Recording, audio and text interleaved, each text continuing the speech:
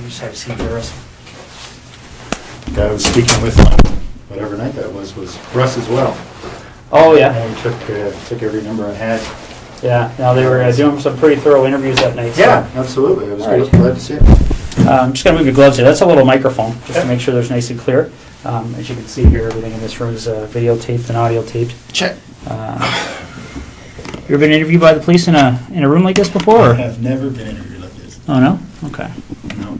Let's get this set up here. I guess the closest interview by NIS for top secret clearance. Oh, yeah? All right. Well, again, Russell, I appreciate coming in. An investigation like this, I mean, I'm sure you can appreciate it's been big news, especially down Belleville way.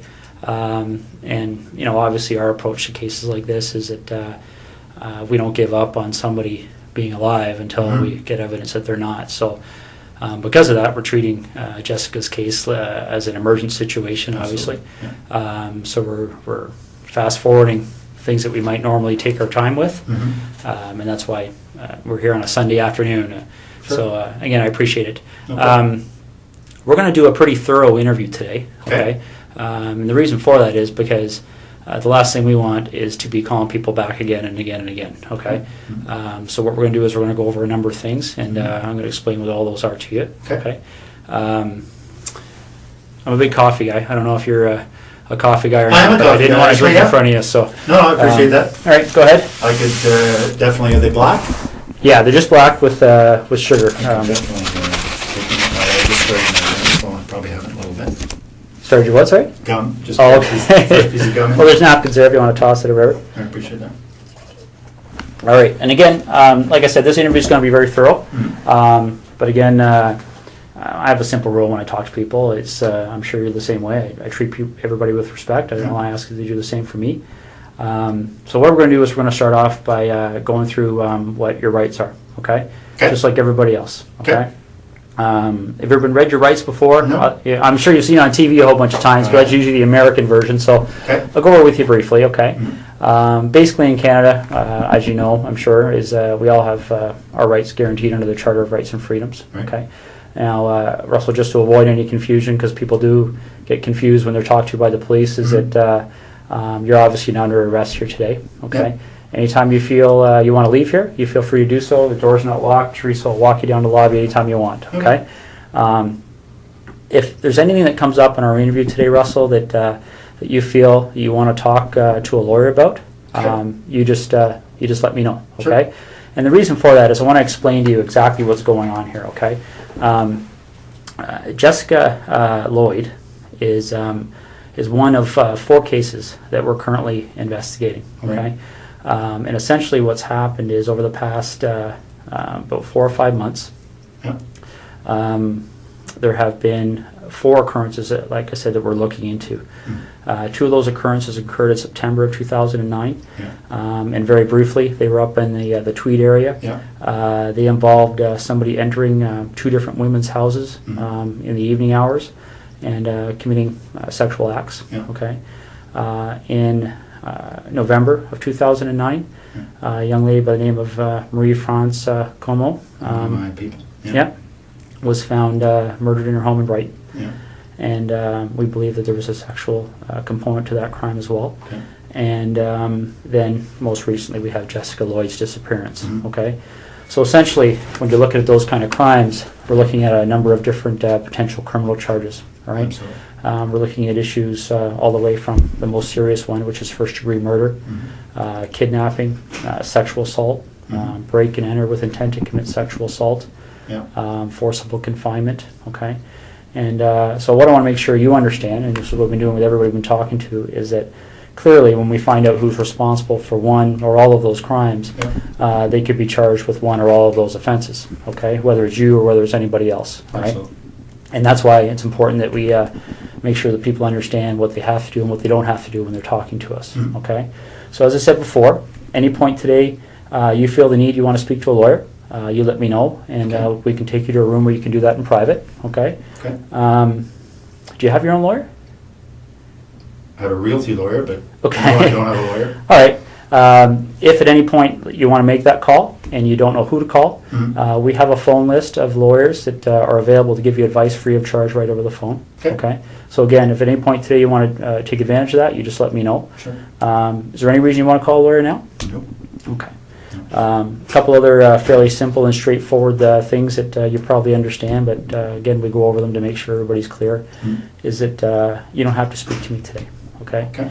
And the reason for that is because the law considers me to be what we refer to as a person of authority, okay? Probably similar to what you may be considered to be on the base. Yeah.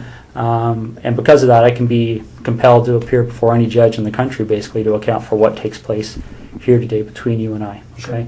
And that's the reason why everything's recorded, Yeah, because there can't be any more accurate record than that, right? So, No, understood. and the other thing I want to make sure you understand is that, you know, you mentioned a second ago about Ms. Como being one of your work associates.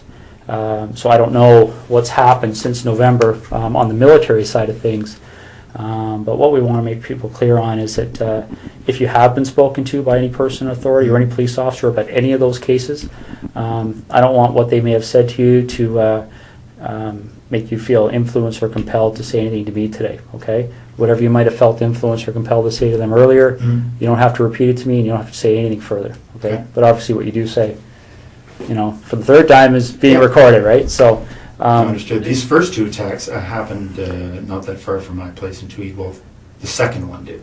yeah, We didn't even know the first one had happened, but I understand that was reasonably close as well. But the second one was very close. yeah, So certainly at the time, the OPP did a door-to-door. Yeah. Within a couple of days, probably the same night. So I spoke with a couple of guys then. okay. Yeah, and I'm aware of that from looking at the different cases. And essentially, Russell, in a nutshell, that's what we wanted to talk to you about, okay? Those four cases are of concern to us. And, you know, you've kind of almost hit the nail on the head about some of our issues that kind of make us want to talk to Russell Williams, okay? Because essentially, there was a connection between you and all four of those cases. Would you agree? Geographically, And then I guess or I drive past. Yes, I would Yeah. have to say there's a connection. Yeah. yeah, and that's why I'll be quite frank with you. That's why things kind of evolved when the officers talked to you on Thursday night. Okay. We kind of went from there because when I think you discussed with them the fact that you were a colonel Yeah. at the base. I was in uniform at the time, so. Yeah, so pretty obvious, right? Yeah. So essentially, then the connection with Miss Como was made, and I believe you're a door or two down from one of those two incidents I think in Tweed. 3 doors down. Yeah. Yeah. Very close. Absolutely. Yeah, exactly. So those are some of the issues we wanted to discuss with you. Yeah. Okay. So just getting back to these four incidents that we're talking about. Maybe you could just give me a little bit of history as to your arrival in the base in Trenton. When did you start working there? Friday on the day I was.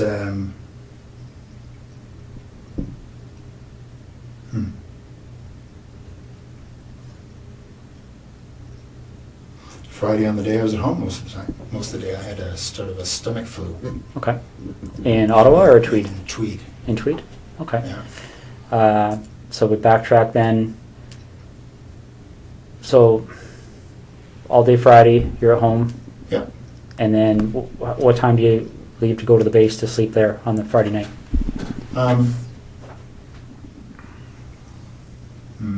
Not sure. Probably just went in for just before bed. So I probably left Tweed at between 8 and 9 or so. Okay. And you get to the base and spend the evening there and get up for the 5:30? Yep. Okay. That's right. So we backtrack from there. When did you arrive at your home at the cottage? I don't want to get confused between your home in Ottawa and the home in Tweed. Understood. So, No, I had been in Tweed all week. Yeah. The week prior now. Yeah, I think that's the case. Was in Tweed all week. Flew Saturday. Headed to Ottawa Saturday night. Okay. So if you didn't have the stomach flu on the Friday, what was your I think it was schedule that 7 or day? 8, really. Okay. Um, What would have been my schedule? Just a standard schedule in the office. Okay. So, ops brief in the morning, couple of meetings. I can't remember what the specifics were going to be. Okay, so Thursday night you slept at Tweed, or you? Yep. All right. And what did you do Thursday during the day? Thursday during the day I was at the base again. I think it was a fairly standard day. I can't recall exactly, but yeah, nothing. I was not flying, so I was at the base. So I would have gone in early in the morning, back in the evening again. Okay. Do you remember what time you left the base that night?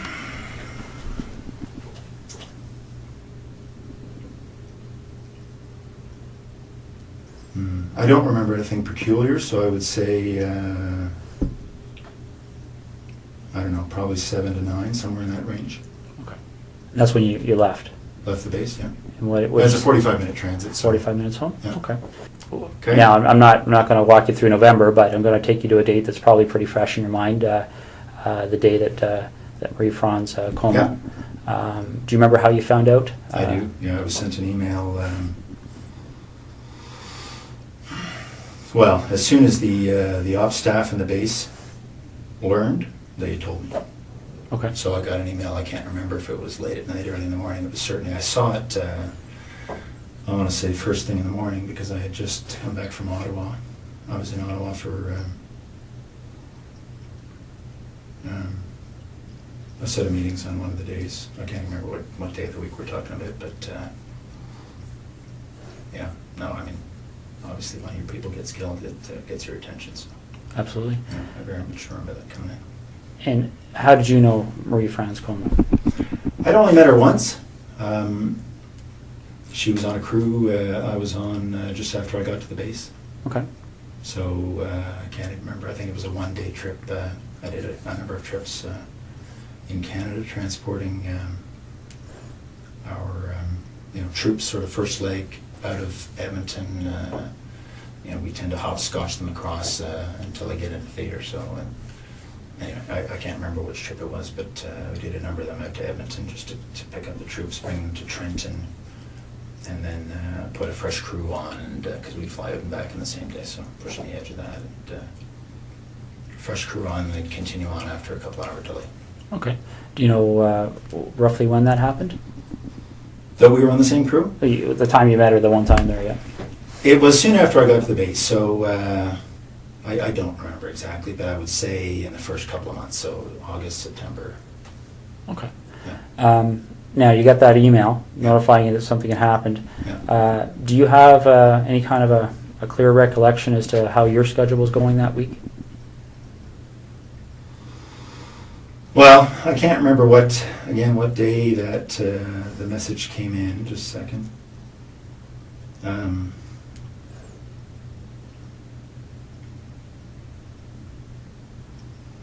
No, I can't remember what day of the week, but I'm just thinking there was a whole bunch of activity spun up as a result, obviously. No, I can't remember the day of the week.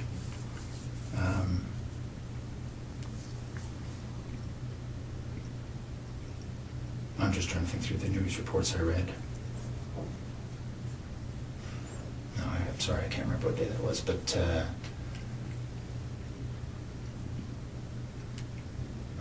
what we learned after the fact was that the MPs had learnt of her death, I think quite a bit after her body had been discovered. Okay. So I think what happened, sorry, just a second.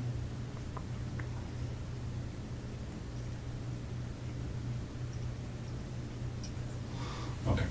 So I think, if I remember correctly, the MPs learned late that evening. Can't remember when, obviously her body was discovered. It was probably in the news reports. But so they learned, and then they passed it to ops. So they immediately passed it to me. Okay. The MPs work for the wing operations officer, so they go through their chain of command, and then as soon as the duty watch officer had that information, she advised me. Okay. So again, that along particular with, week. along with some others. Right, right. I'm sure it spread like wildfire. Yeah, absolutely. So that particular week, do you have any recollection? Well, for instance, when you got the email, Yeah. do you remember where you were? I was at home in Tweed. Okay. Yeah. Do you remember if that was a week that you were reasonably stable in Trenton, or had you flown? No, over I there? had been in Ottawa. I had been in Ottawa early in the week for some meetings over in Gatineau for one of the, it's actually for the C-17 acquisition. I was project director when I was here in Ottawa for that, so just some follow-up stuff for that. Okay. So I had been here at some point in that week. Again, I can't remember how the days all fell together, but I seem to remember that I got this word shortly after having come back from Ottawa. It seems to me it was the same week. So if we were to do a similar investigation in your background, is there anything you can think of that anybody may have misinterpreted, or anything in your history that somebody might say Russell Williams Absolutely. did this? No. Okay. Be very boring. What's that? It'll be very boring. All right, because essentially that's what I'm looking at. Is it? You seem like a very intelligent person, and I think you can see how a surprise like that would certainly set off Absolutely. some alarm bells in our There's investigation, right? Okay. Yeah. So the next thing we need to cover off is, well, I'll just ask you this straight out. Given the types of crimes we're investigating, do you get much chance to watch television shows, CSI, things like that? I do watch, I prefer Law and Order, but I do watch CSI occasionally, yes. Okay. So you have an idea of, obviously, the forensic capabilities, things like that are out there. What would you be willing to give me today to help me move past you in this investigation? What do you need? Well, would you be willing to supply things like fingerprints, blood samples, Sure. things like that? Yeah. Okay. Footwear impressions? Yeah. Okay. All right. I think that's what we're gonna ask you to do. Okay. All right. Now we have a process we have to go through to do that. Okay. And for the blood sample, I don't take the blood sample. We have specially trained officers that are trained to do that. Okay. I'm going to step out and make sure they're still available. Can I assume you're going to be discreet? It's possible. Yeah. Because, this would have a very significant impact on the base if they thought you thought I did this. Well, bottom line, Russell, that's one of the reasons we're here on a Sunday afternoon. Okay. The military certainly be of great assistance to us, especially in relation to Miss Como's investigation. Mhm. So that's certainly one of the things that went into our decision to give you a call at home today and see if we could deal with this today. Okay. So, okay.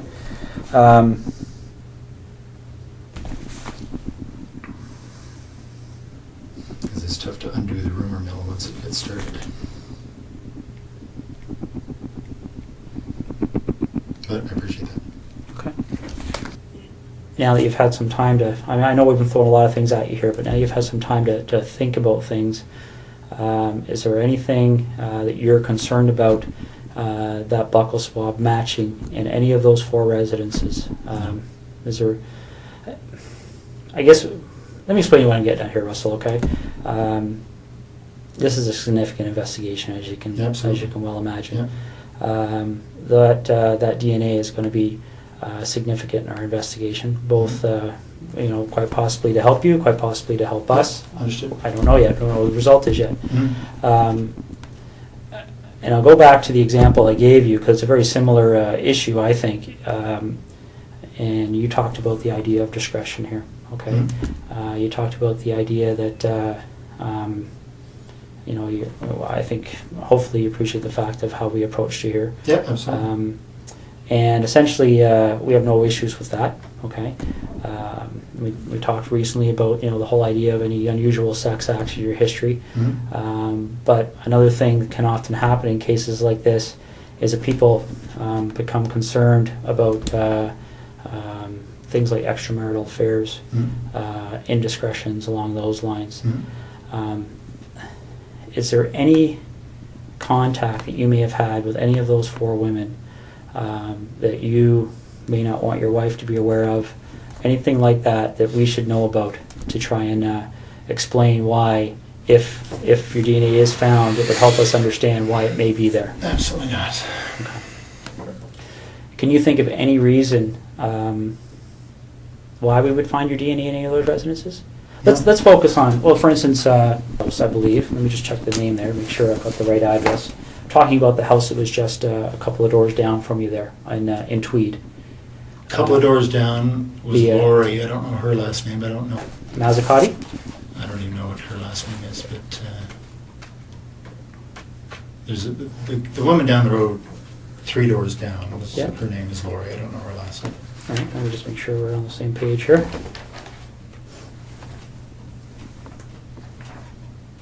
Okay. My understanding is she lived at 76 Cozy Cove. Yeah, so she would be the one, the second one, the second incident on your road there. Yeah. A couple of doors down. Ever been in her house? No. We met her once, I think the first summer we were there, so in '04. Okay, and that's what I'm getting at. Again, this is a credibility issue, right? Yeah. Because I don't want to come and see you 2 weeks from now and say, you know, Russ, Yeah. our CSI people went in that house. And are you familiar with how DNA works? I think broadly, yes, I would Okay. guess so. One of the challenges we have in 2010 with DNA is it's become so precise that I guess the best way to explain it is I can think back 15 years ago when I started in violent crime investigation. Yeah. For us to get a DNA match, the sample we had to find was, you know, probably would have filled half of one of these cups. That was it. You know, because they destroy so much of the sample in the testing. Okay. Essentially, DNA has become more and more precise to the point where when you and I walked in this room earlier today, we could have sat down, talked for 30 seconds, Yeah. walked out. CSI officer could have come in 3-4 days from now, Yeah. did some swabs here, and he would have found your DNA and my DNA, Mm. and probably a lot of other people's DNA. Sure. A little bit gross to think about, but essentially, you know, as we talk, you know, a little bit aspirate comes out of our mouth. Yeah. No, I understand. That contains our DNA, our bloods, or our skin cells contain our DNA, Yeah. and that's what I'm getting at. If you were ever in Lori's residence, quite possibly, quite innocently, your DNA could be in that residence. Has there ever been a time you've been in there? No. Okay. What about the other lady down the road on?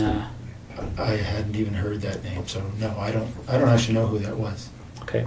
Have you ever visited Marie France Como at her residence? No. Okay. All right.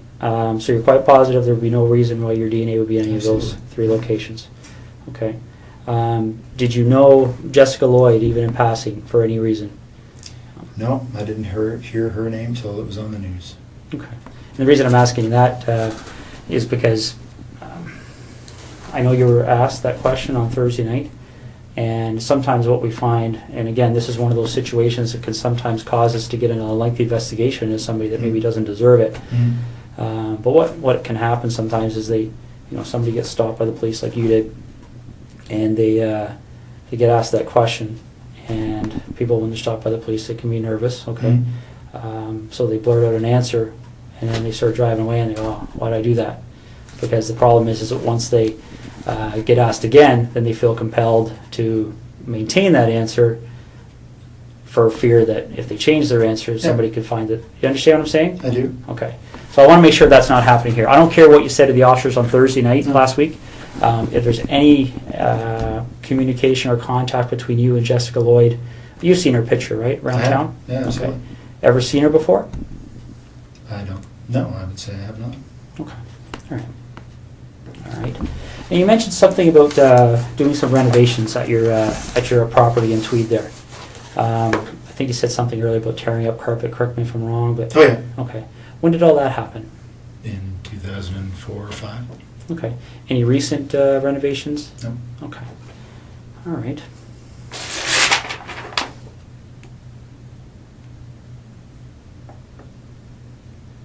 Just want to make sure I'm covering all the bases here. Okay.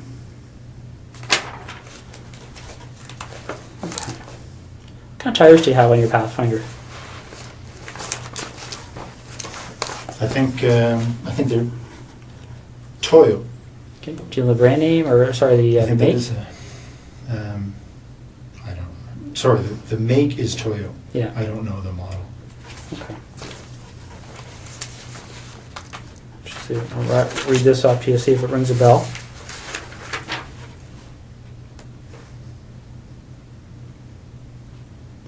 Ever heard of, does Toyo Open Country HTS That sounds make any right. sense? Yeah. Okay.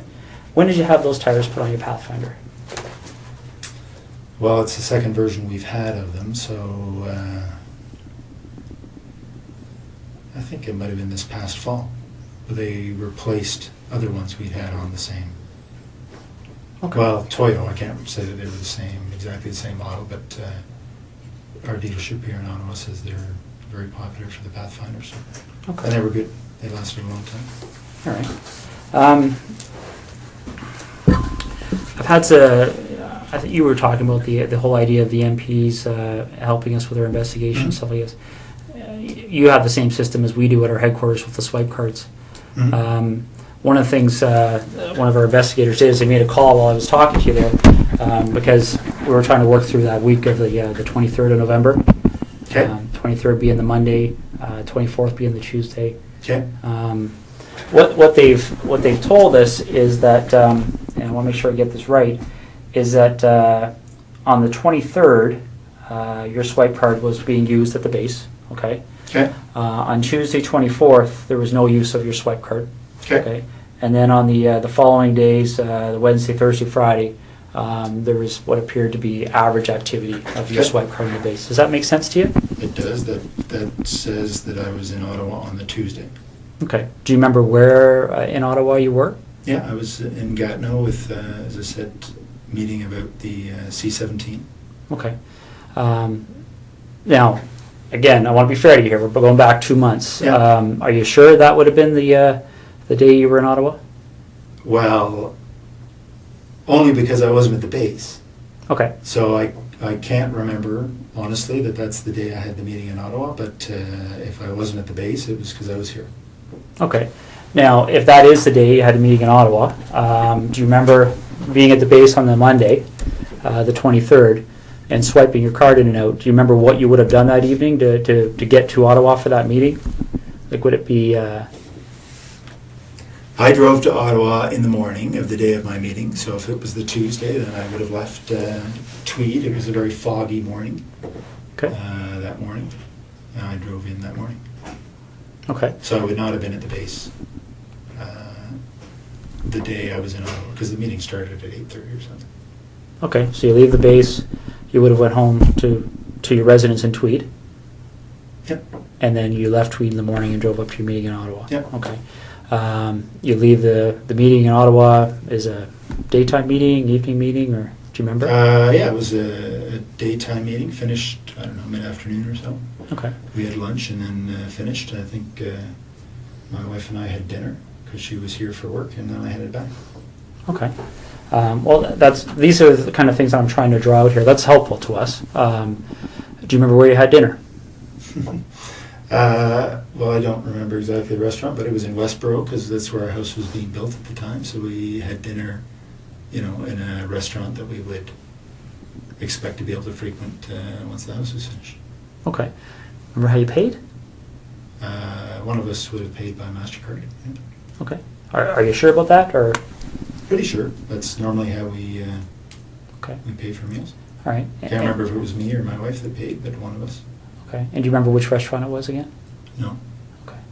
All right. And you see what I'm getting at, right? I mean, that can be very helpful for us because if we can track that issue, right? Yeah. We can put somebody paying for a meal at a location. Well, with a I was credit card. meeting with 15 people or so that day. So Okay. And what time did the meeting end?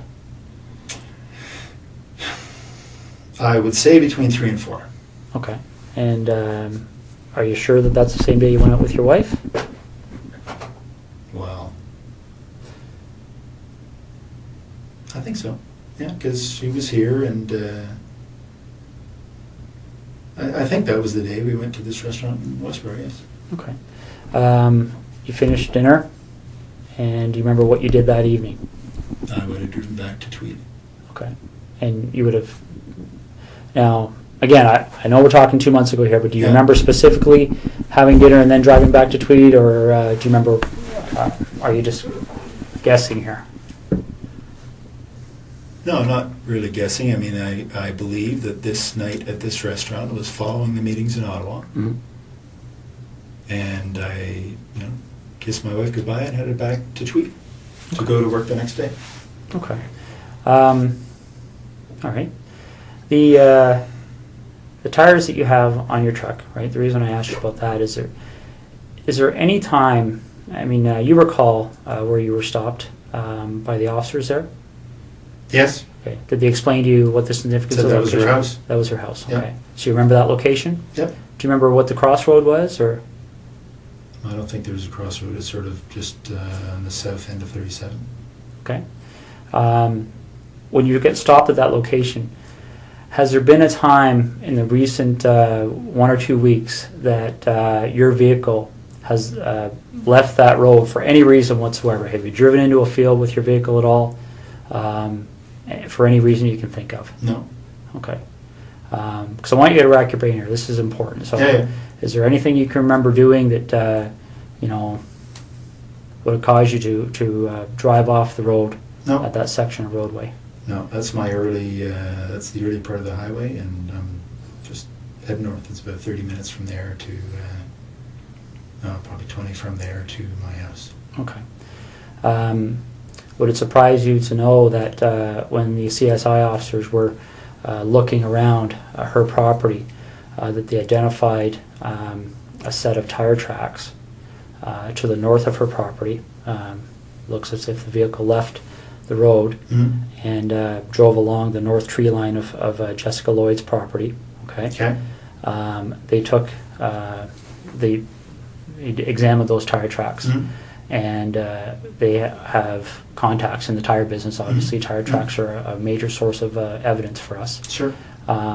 Shortly after this investigation started, they identified those tires as the same tires on your Pathfinder. Really? Yeah. Okay. Okay. One of the other things that they do to try and identify the type of vehicle that may have left those tires, well, is they do two things. They talk to witnesses. Okay. There was a female police officer that actually drove by that location that evening and recalls seeing an SUV type vehicle in the field to the north of Jessica Lloyd's house, consistent with a Pathfinder. Okay. Could maybe consistent with other things, but consistent with a Pathfinder. And they what they also do to try and identify the type of the vehicle is they look at what they call the wheelbase width. Okay, because different vehicles, different makes, models have wheelbase width, so they can take those two sets of tire tracks, measure the distance between them. Okay, and determine what the width is. Sure. And then they can enter that into a vehicle database, and it will spit out the types of vehicles. Okay, your Pathfinder's wheelbase width is very, very close to the width of the tires that were left in that field. Okay. Do you have any recollection at all of being off that road? I was not off the road, no. Okay. All right. Russell, is there anything you can think of? Let's go talk about Marie-France Como for a minute, okay? Is there any reason at all you can think of that during our investigation, obviously we're searching computers, things like Blackberries, right? Electronic devices, looking through houses for things that are in handwriting, written notes, diaries, things like that. Now, I'm not at liberty to tell you what the content was, but is there any reason at all you can think of why Marie-France Como would have specifically referenced you in some of her writings? Not at all. No? No, absolutely not. Okay. Is there anything that she ever said to you that led you to believe that there might be something more than a passing interest with her towards you? Not at all. No, we spent, one flight together talking. I'd go back occasionally and talk. No, if that's the case, that's very surprising. Okay. All right. You have any questions for me right now? No. Okay. I'm just going to step out and see how things are going, okay? Okay. I mean, it is a Sunday, but there's probably 60, 70 people working on this file, so there's a lot of things happening. Sure. So let me go out and see what's happening, and then I'll come back in and we'll hopefully continue, okay? I told you when I came in here that I'm going to treat you with respect, and I've asked you to do the same for me. We talked about the whole idea of how we've approached you here, okay? The trying to be as discreet as possible, okay? But the problem is, Russell, is every time I walk out of this room, there's another issue that comes up, okay? And it's not issues that point away from you, it's issues that point at you, okay? And I want you to see what I mean, all right? This is the footwear impression of the person who approached the rear of Jessica Lloyd's house on the evening of the 28th and 29th of January. Yeah. Okay? All right? Now, I want you to keep in mind that this is slightly smaller, okay, in scale. Okay? Okay. All right? That's not to scale. The footwear is actually bigger. Okay. If you look here on the ruler, you'll see that 1 inch is just slightly smaller than an actual inch. Okay. Okay? But this is the way it prints off on the computer. Yeah. I'm going to move this over so you can see what I mean, all right? Because essentially when you're dealing with footwear impressions, we have a gentleman on the OPP who's basically world-renowned. His name is John Norman. And essentially with footwear impressions, you're in a situation where you're pretty much in the area of fingerprints, okay? And essentially what we're talking about here is, especially when you start adding in other pieces of information that support an investigative position. Yeah. Okay. This is a photocopy of the boot that you took off your foot just a little while ago. Okay. Now, I'm not an expert in footwear impressions, so I rely on the experts. Footwear impressions are very much like fingerprint comparisons. Okay. You take a look at this print, and again, this is one print. This person walked through, there's several different prints to compare. So we're going to get features off of one print to compare, features off of another print to compare. Yeah. These are identical.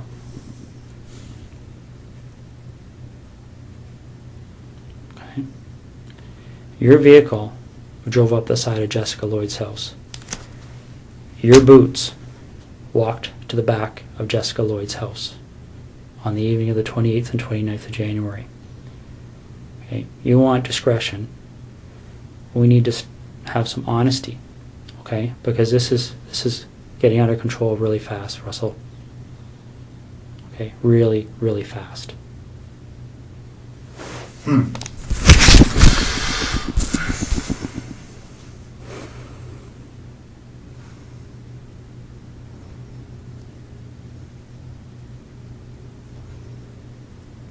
This is getting beyond my control. All right, I came in here a few hours ago and I called you the way I called you today because I wanted to give you the benefit of the doubt. But you and I both know you were at Jessica Lloyd's house, and I need to know why.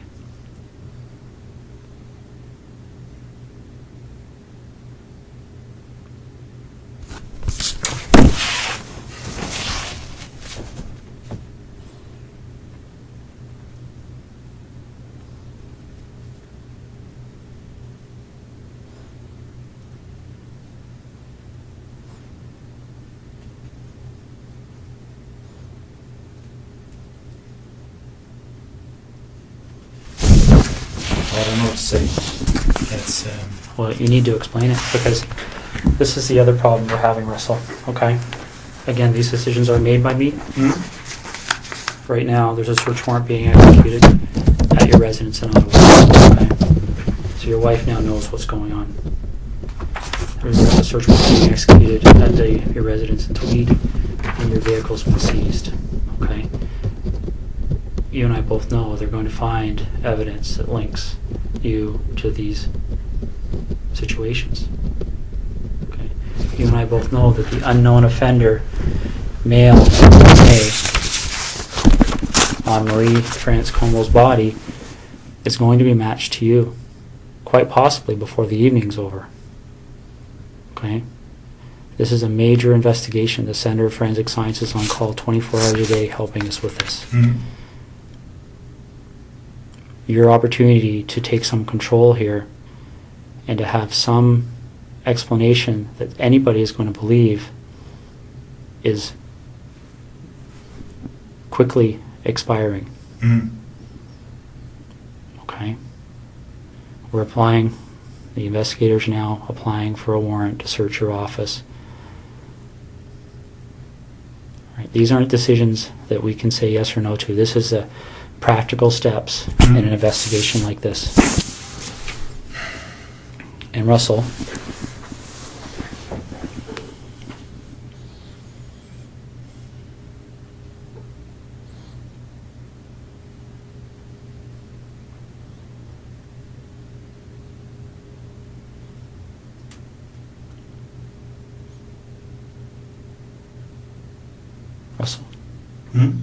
listen to me for a second, okay?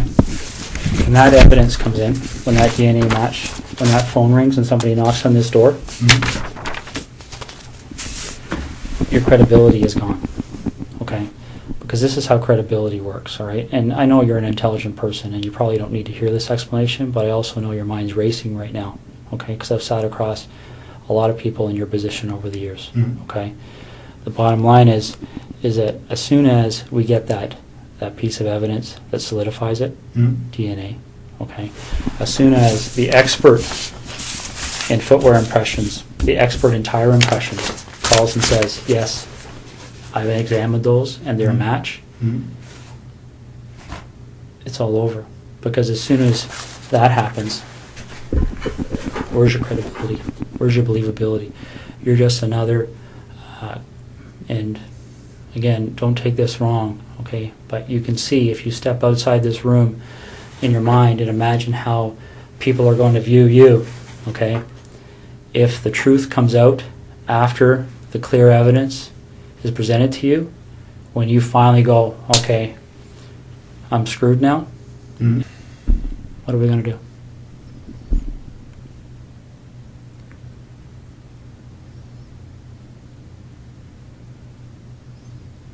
Russell, you know there's only one option. What other option is there? What's the option? Well, I don't think you want the cold-blooded psychopath option. I might be wrong. Okay, because don't get me wrong, I've met guys who actually kind of enjoyed the notoriety, got off on it, got off on having that label. Bernardo being one of them. I don't see that in you. If I saw that in you, I wouldn't be back in here talking to you, quite frankly.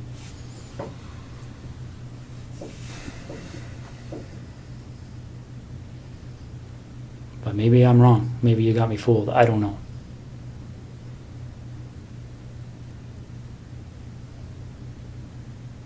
This is over. And it can have a bad ending where Jessica's parents continue to wonder where her daughter's lying.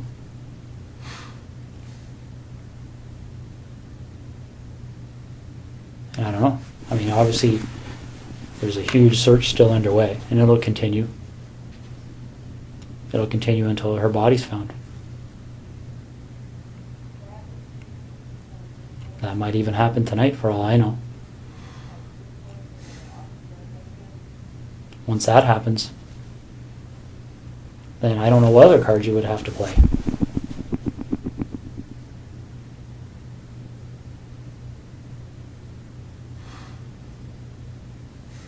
What are we going to do?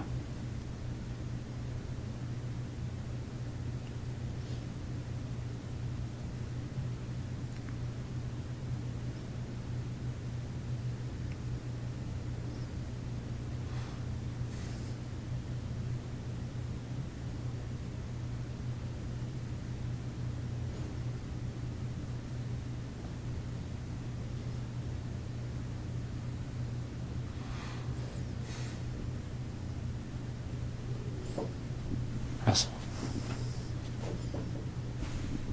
what are we going to do?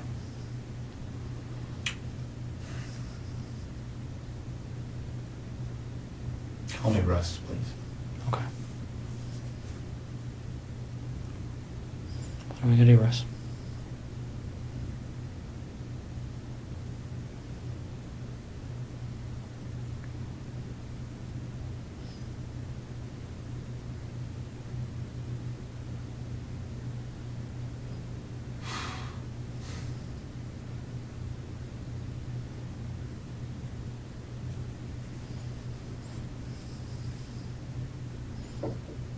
Is Jessica somewhere we can find her easily?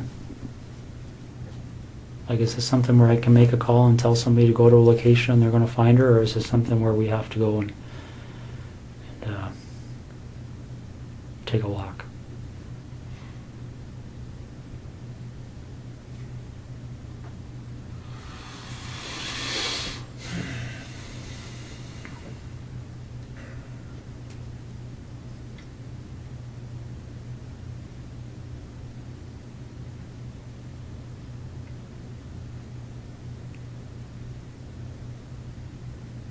Which direction are we heading in here?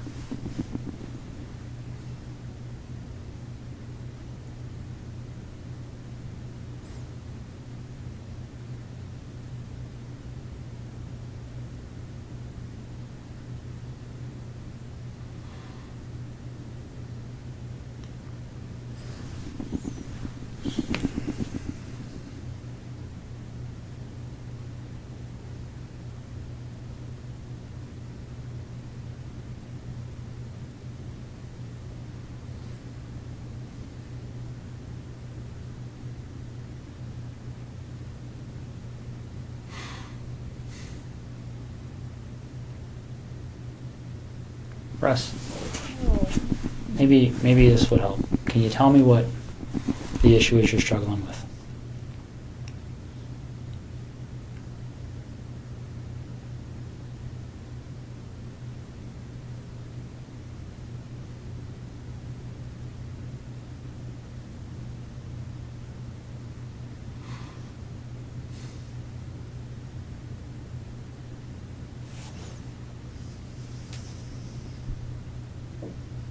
What's the issue you're struggling with?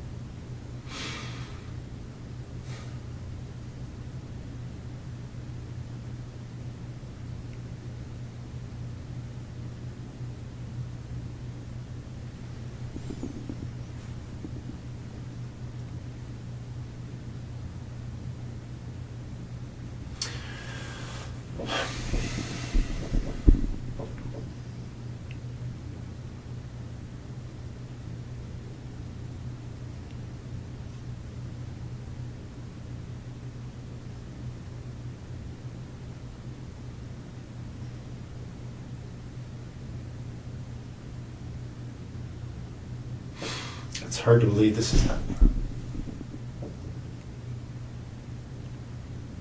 Why is that?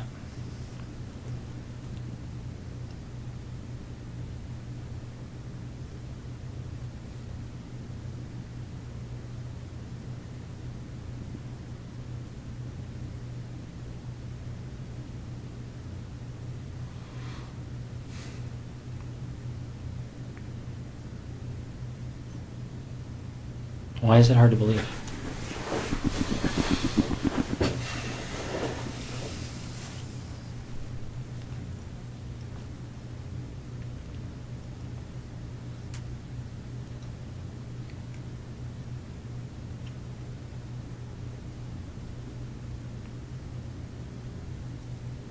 It's just hard to believe.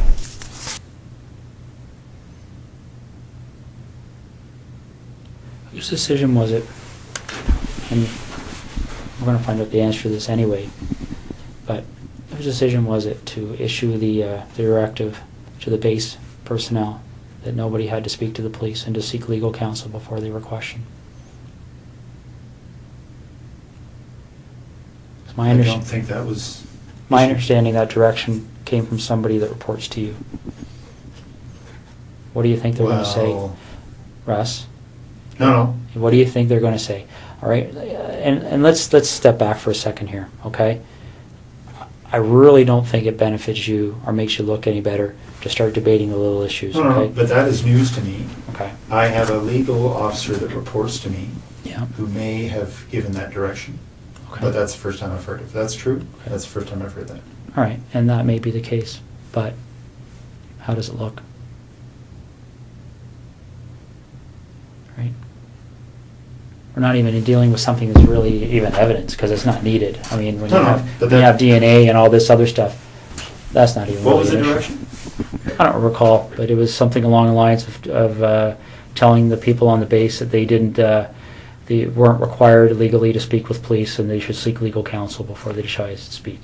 But Well, if that was actually said, it would not have been to the base at large. It may have been to the individual, the boyfriend who is the suspect.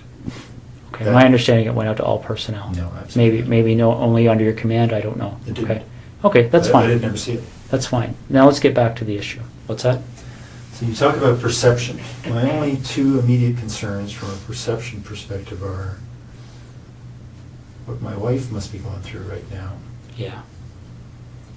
and the impact this is going to have on the Canadian Forces. Where do we go?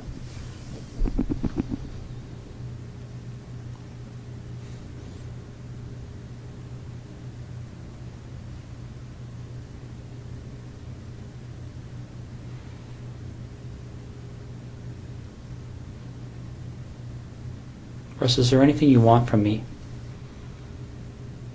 Is there anything you want me to explain? Is there something missing that you're struggling with that I can shed some light on for you?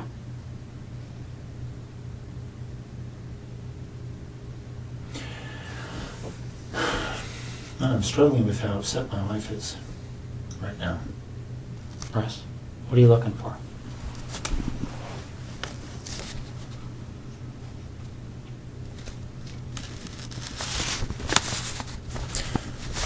I'm concerned that they're tearing apart my wife's brand new house. So am I. But if nobody tells them what's there and what's not, they don't have any choice. Computers will be brought to Microsoft in California. They'll be picked apart. You can't erase things from computers. It doesn't happen. I'm sure you've seen that. I'm sure that's pretty common knowledge these days. It just doesn't happen. They sell programs that to try and help people clean their computers of stuff, and our guys are pulling that stuff out all the time. The FBI is pulling that stuff out all the time.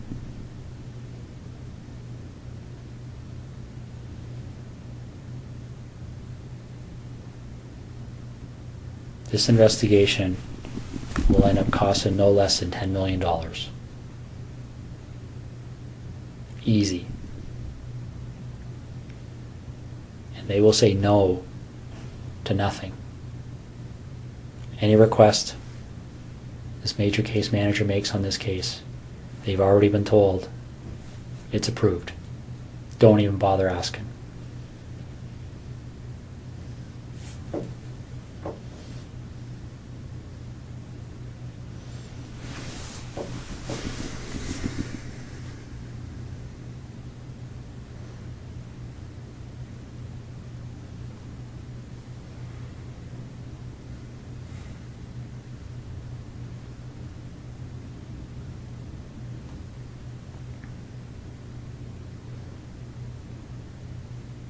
So what am I doing, Russ?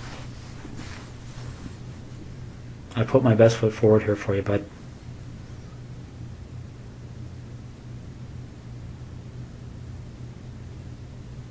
I really have. I don't know what else to do to make you understand the impact of what's happening here.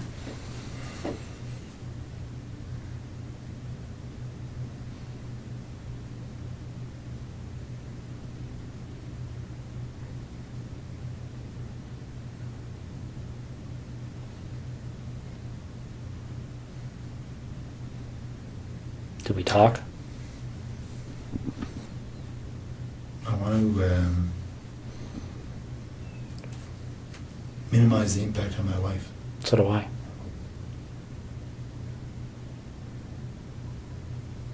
So how do we do that? Well, we start by telling the truth.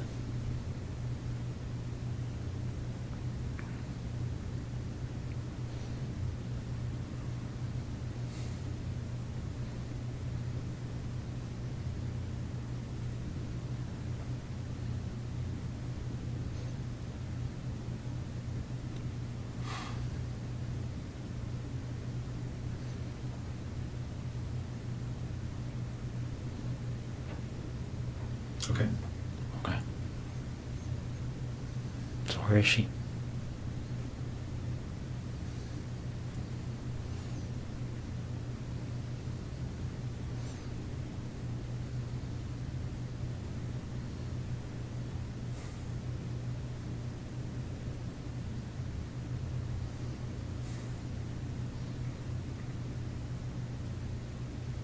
Get a map.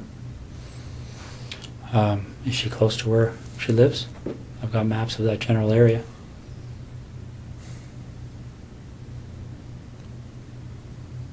Which town is she near? Why don't we start there?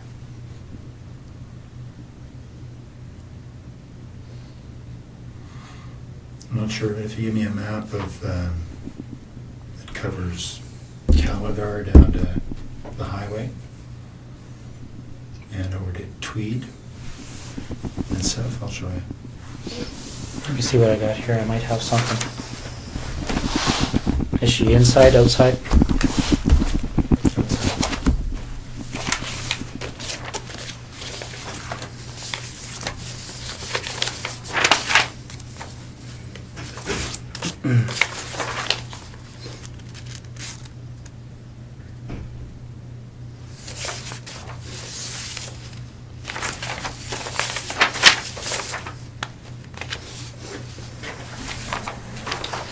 Probably the biggest area I have there, Russ. Yeah, you need more. You need a real map.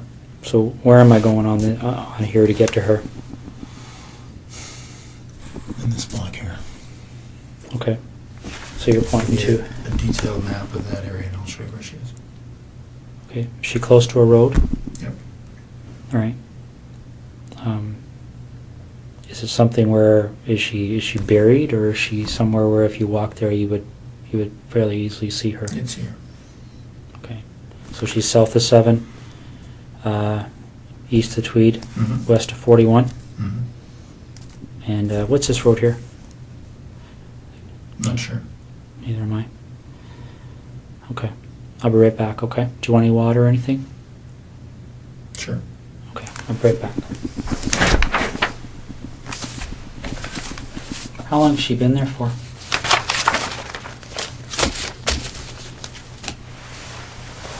A little over a week. Was it fairly quick from the time she left? Friday night. Friday night? Yep. So where was she between Thursday night and Friday night? In Tweed. With you? Yep. How long was she alive for?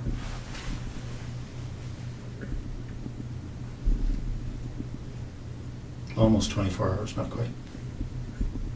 Okay. Russ? You're doing the right thing here. Okay. Well, again, my interest is in making my wife's life a little easier. And Okay. with her family as well. Well, we share that But interest. there's no, your time in Ottawa is wasted, really. I'll tell you where the membership cards are.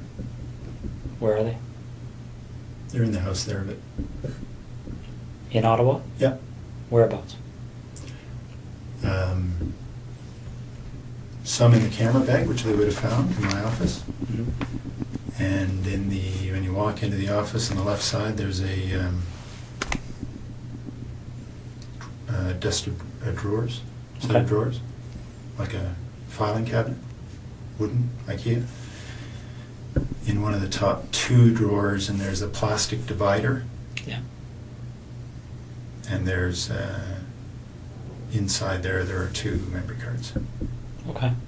which are blank, but I'm sure they can be And whose images are on those cards? well, I've erased them, but I expect to be able to draw images of Jessica and I. What about Marie?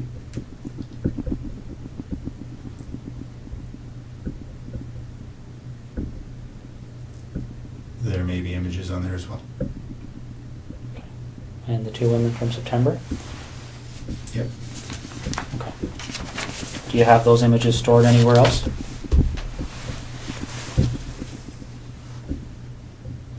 Yeah, there are 2 hard drives in the house in Ottawa. I can draw you a little picture if you like. Sure. Do you want to do that now while I'm Sure. getting them out? Okay.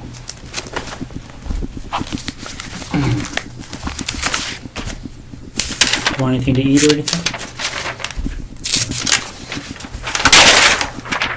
Leave that with you. Okay. Sure.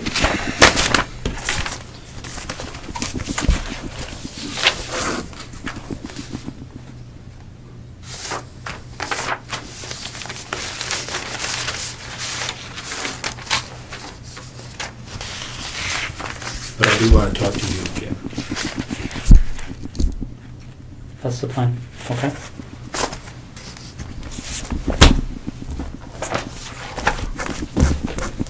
I'll be right back.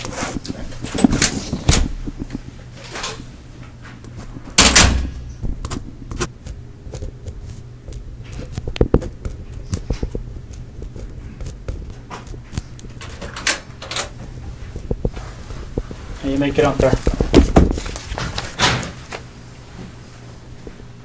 Thank you. Okay, make it up.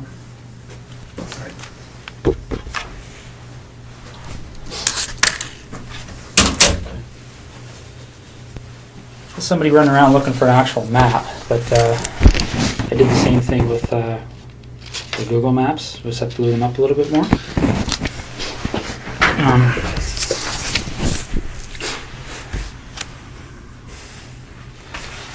This is the biggest of the area.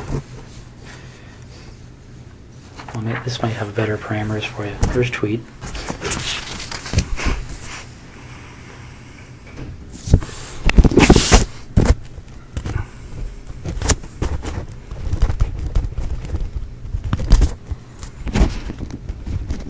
.7 km from this intersection on this side of the road.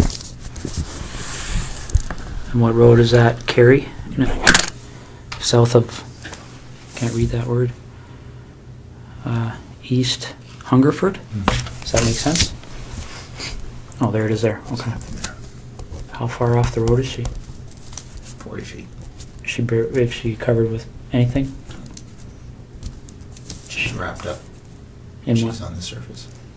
Just a gray something or other cover. Okay. Barry, the obvious question I'm going to have for you is, when they go there, and they'll be there shortly, they're going to find her? Oh, yeah. Okay. I'll be right back. You look like you want to say something. Just that this place, my wife, it's been a dream for the better part of a year, so I'm keen to get them what they need and so they can leave her alone. Okay. Well, we're going to do our best to keep that as low-key as possible, okay? What do you want to talk about? It's pretty wide open now, eh? Yeah. What do you want to know? Well, do you want to work forwards or backwards? Doesn't matter. Why don't we start with Jessica? Okay. How does that start for you?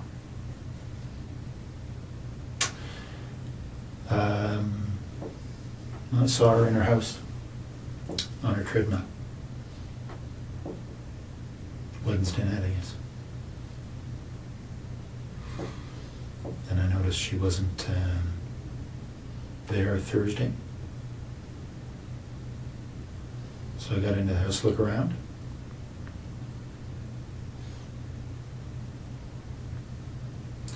Then left. Noticed she'd come home. So I went back in. Through the back patio door. while she was sleeping.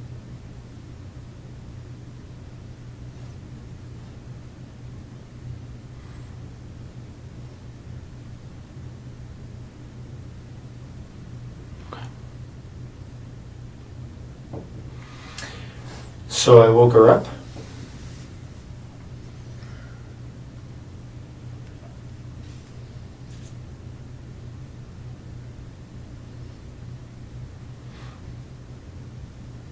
Didn't hit her.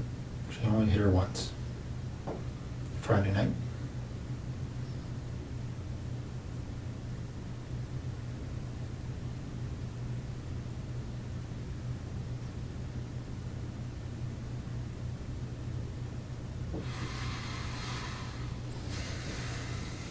Okay.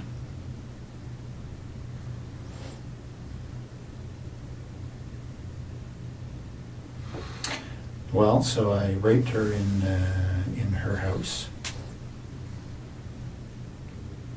and then I took her to the car and took her to Tweed.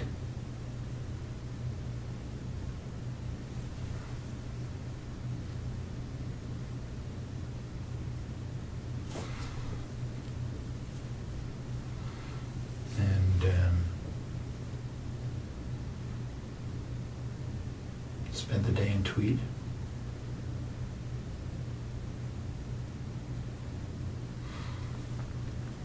And then I hit her as we were walking. She thought we were leaving.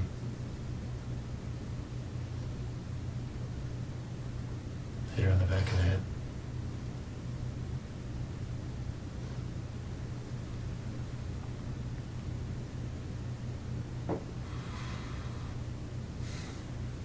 Okay. Anything particular? Well, what did the hit on the back of the head do?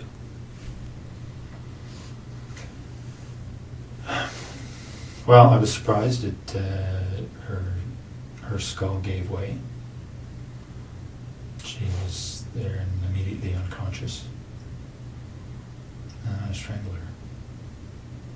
Okay. What did you hit her with? Flashlight. Okay. In the house or outside the house? In the house. Yeah, they'll find signs of that. Where in the house did this happen? In the main portion, just in front of the fireplace. What do you mean they'll find signs of it? Oh, there's quite a bit of blood. I hadn't expected. I'd expected to knock her out. But obviously generated a lot of blood. What did she bleed onto? The floor. It's just tile floor. Okay. Did you clean it up or did you? I wiped it up. I know it'll be easily spotted. What makes you think that? Like, if I walked in that house right Well, now, would I see You it? wouldn't see it, not at all, but, you know, the right signs will show it, I'm sure. Okay. So when that happened, did she have clothes on or was she naked? Yeah, or? she was dressed. Okay. So when we find her, is she going to have those clothes on too? Yeah. All right. Okay. Marie France Como.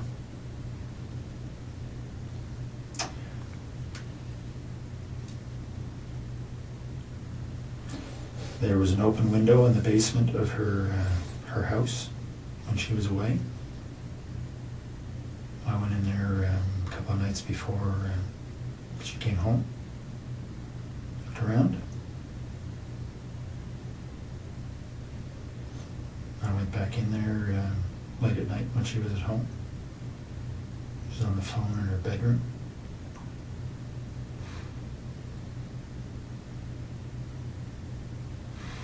She actually discovered me in the basement. She was trying to get her cat to come upstairs, and the cat was in the basement, had seen me and was fixated on me in the corner. She couldn't get the cat up, so she came downstairs to try and get the cat, and I'm not sure why she came over to me. I guess the cat was staring at me, and she was wondering what the cat was staring at. The lights were on.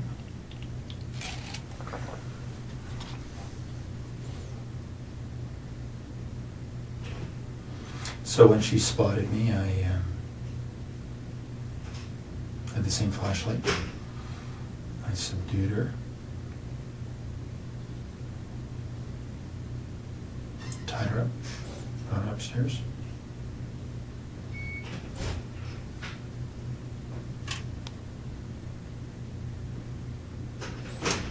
And strangled her later in the morning. Well, more suffocated her. Right. Some tape.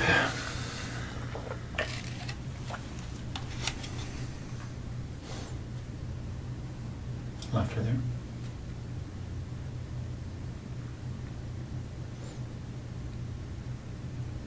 How did you subdue her? And when you say subdued her in the basement, what did you do?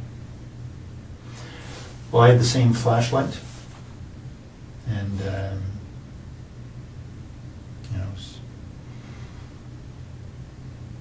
she saw me right away. So it was just I hit her a couple of times and around her head, try and knock her out.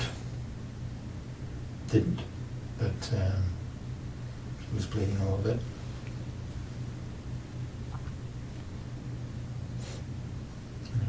Eventually, after a struggle, subdued her.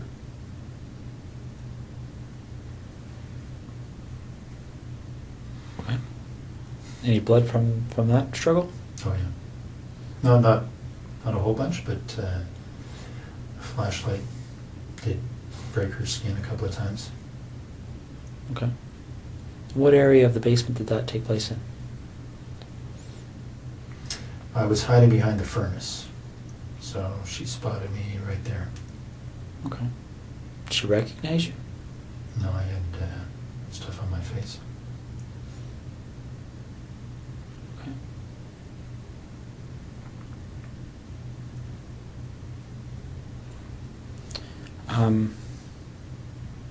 So then you go upstairs, and you said she suffocated? Well, I suffocated her. I put tape on her. I put tape on her mouth, and then I put tape on her nose and held it there so she couldn't breathe.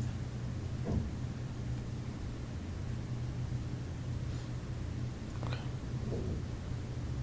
What kind of tape was it? Duct tape. What happened to it? Well, I took it with me and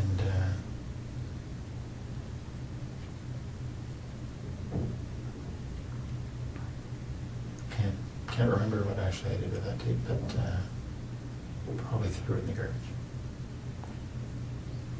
Did you use tape for any other purposes?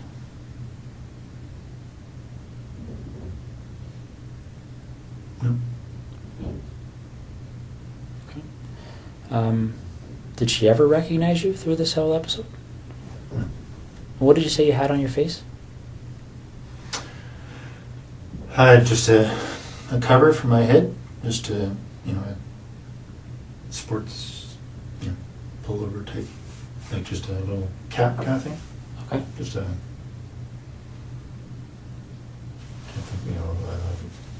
lycra or something.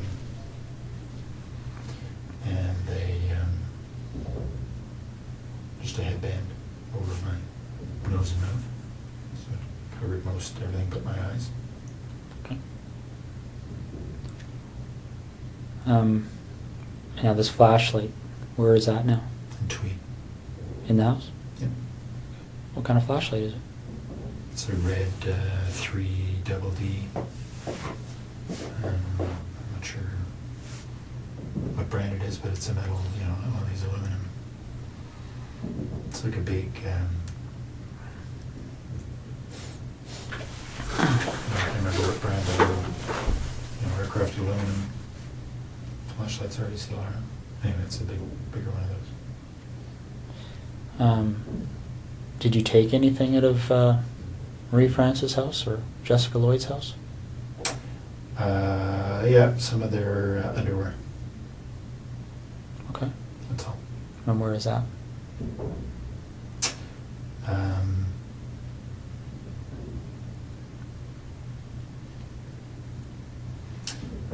It's in some boxes in the basement here in Ottawa, in that rec room.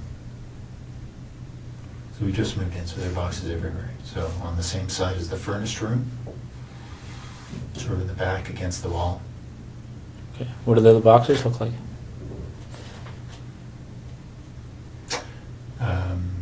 I think one's a scanner, the box for my scanner. Mm-hmm. They're all right next to each other, so a quick look through the boxes there will find it. Okay. How much underwear is in those boxes?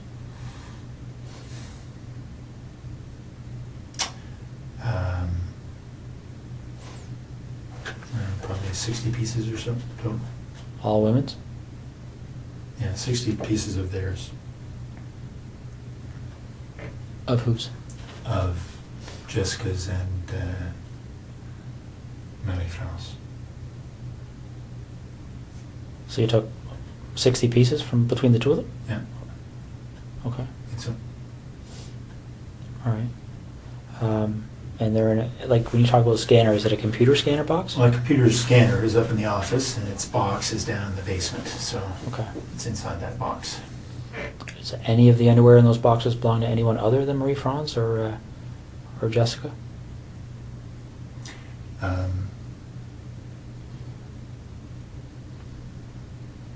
Yeah, there's some from each of the other two women. Okay. Why don't we talk about those two women? Mhm. So the first one happened on the 16th, and I don't know why I can't recall their names, but the lady that was lived closer to you. No, Laurie was closer to me. Okay. So the first one, Mhm. I had just spotted her from our boat, actually. I got into the house while she was asleep, noticed that she was alone.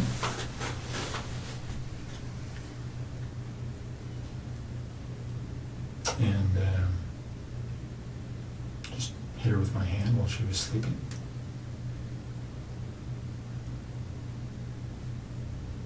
Subdued her.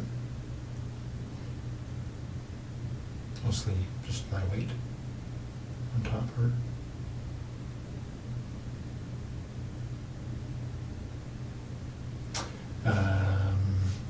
Had her take off her pajamas.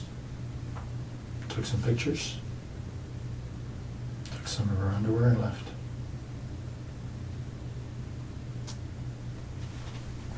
And the other woman? Same kind of deal. Got in through the back of the house. She was sleeping in her, not in her bedroom, but in her, in front of the TV. Very much the same story.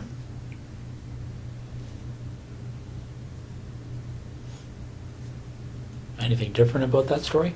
I mean, pretty much the same story and exactly the same story are two different things, right? Yeah, no, not much different at all. I did have the flashlight that time. I hit her with a flashlight. And thinking it would knock her out. Didn't. So, and I subdued her with my weight. Took off her clothes, took some pictures, and left.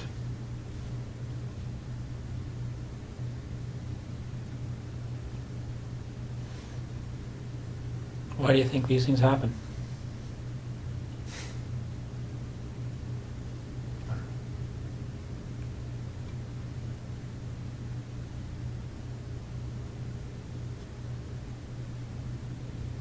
Oh.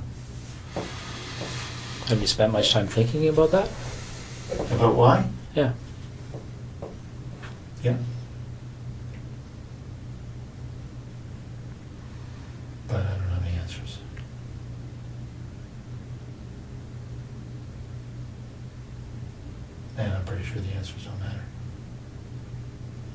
Well, let me ask you this: did you like or dislike these women? I didn't know any of them. Okay. I had met Marie France that one time in our airplane. Okay. No, I guess when you're going through these things, are you? Well, let's talk about Jessica, because she was there with you for the whole day, right? Mm-hmm. What kind of feelings were you experiencing while you were with her that day?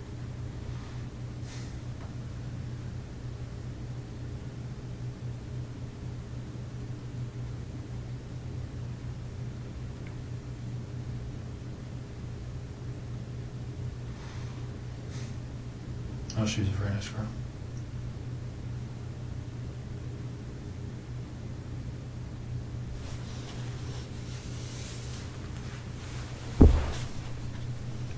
Can you tell me why you killed her? Right? Do you know why you killed her? Well, I think I killed her because I knew that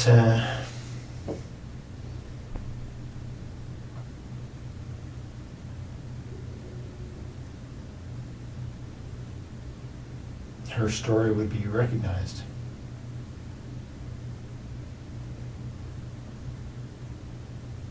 Her story would be recognized? How do you mean? Well, because she knew I was taking pictures. Mm-hmm.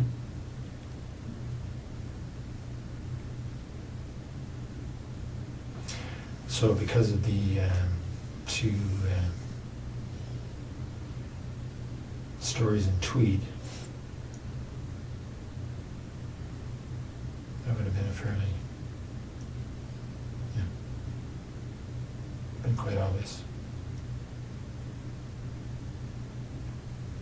So if you didn't take pictures, what would you have done with her? I don't know. I mean, she's at your house, right? Well, let me ask you this. Is it 2 lived, right? And 2 died. What was the difference in your mind between? Well, the attention the first 2 got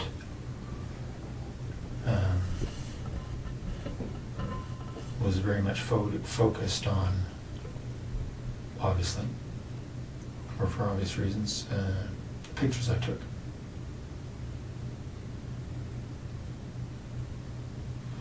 So anybody else telling stories about pictures, right, would have been a fairly straight line.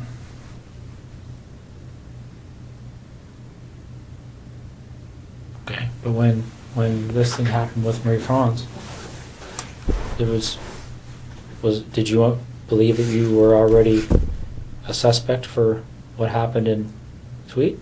No. So what were you concerned about? Well, because I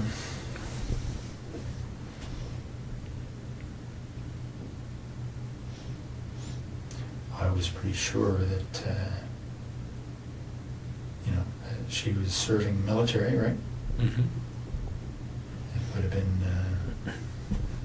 would have been difficult for investigators to ignore that connection. Okay. Yeah, makes sense.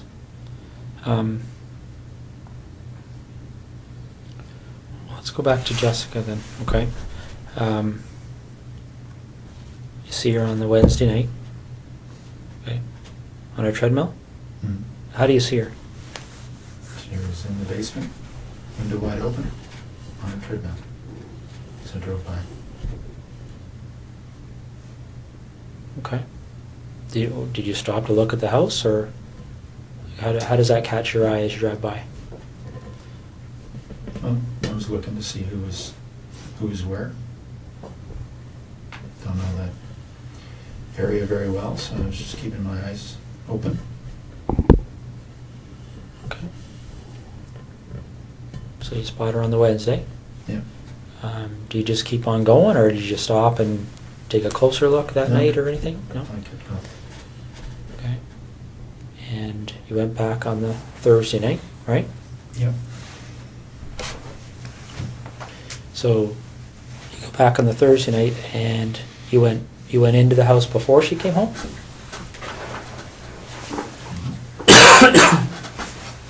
Yeah, she was out. Okay. Done with those.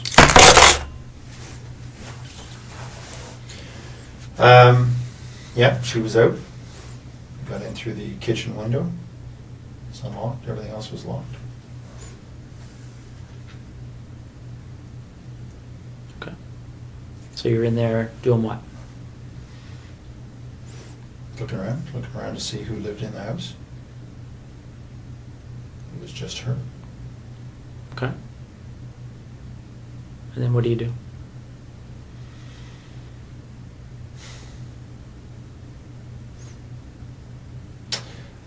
Well, I left the house. And then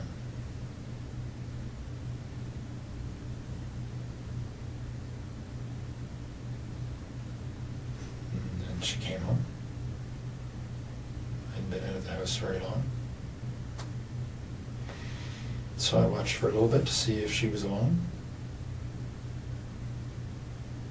She was.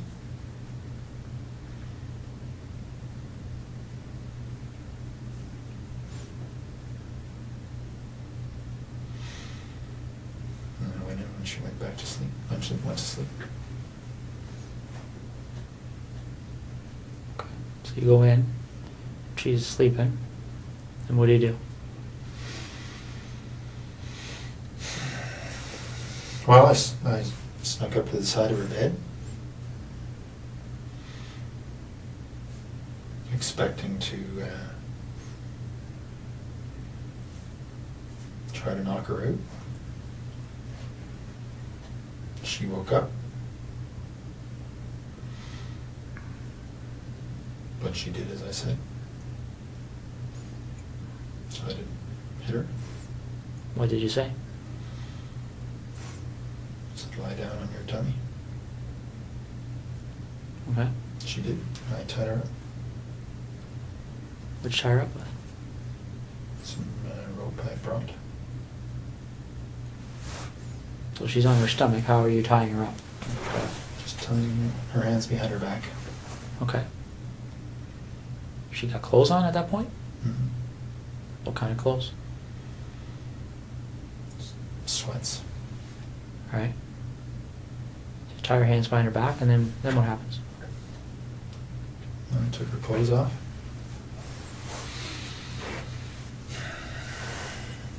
Okay.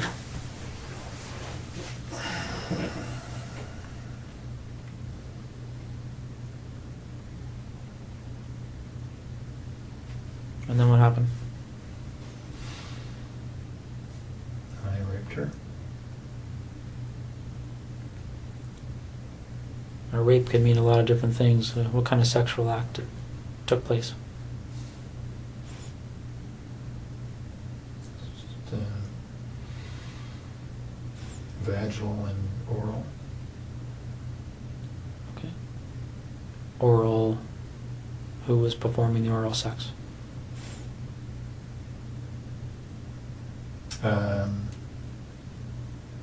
No, me on her and her on me.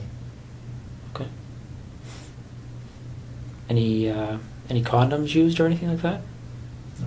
No. So, and again, correct me if I'm wrong. Vaginal intercourse. Her performing oral sex on you, and you performing oral sex on her. Mm-hmm. Do you remember what order those things occurred in? Yeah. I started with the oral sex. Then I raped her. And then later on I made her perform oral sex on me. Okay. Any kind of conversation happening when this is going on? Yeah, a little bit. What was being said? Well, I threatened her before she before I had her perform oral sex. What did you say? Well, I put a zip tie around her neck. I said that I would pull it if I didn't like what she was doing. Okay. So she did what you told her to do? Mm-hmm. Any issues there? Any reason to pull it? No. So, do you remember if you ejaculated at that point? Or at any point? Not at that point, but later on. Okay. So, the oral sex finishes, and then what happens next?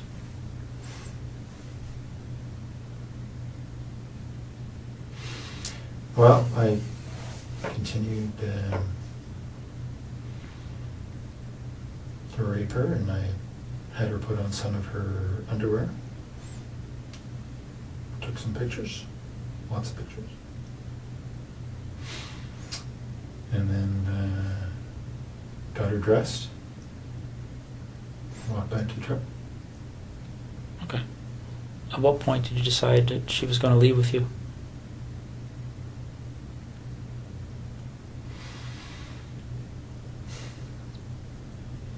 I'm not sure. That wasn't necessarily always the plan. But at some point, I was there for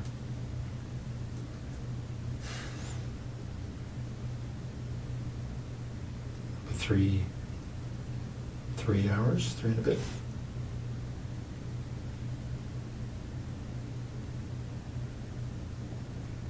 Okay.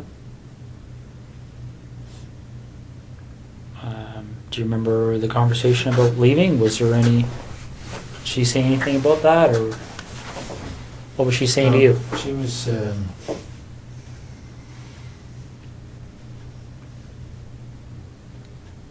certainly cooperative. Okay.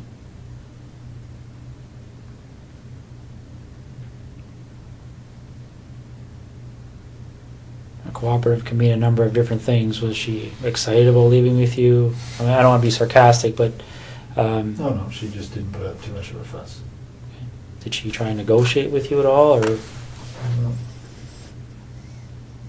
what did she say? Well, I told her that I would let her go later on. Okay. So when you take her out of your house, is she still bound, or Yep, how is that done? just hands behind her back. Okay. What about her feet? Anything there? No, she was walking freely. Okay. Barefoot, or No, she had those brown suede shoes on that had been reported. okay. So where does she sit in your truck when you get to the truck? Front seat, passenger side. Okay. And where do you go? Straight to Tweed. Straight to your house in Tweed, or straight Yeah. to just the town? Straight to the house. No stops anywhere? No. Okay. What time, do you remember what time you arrived there?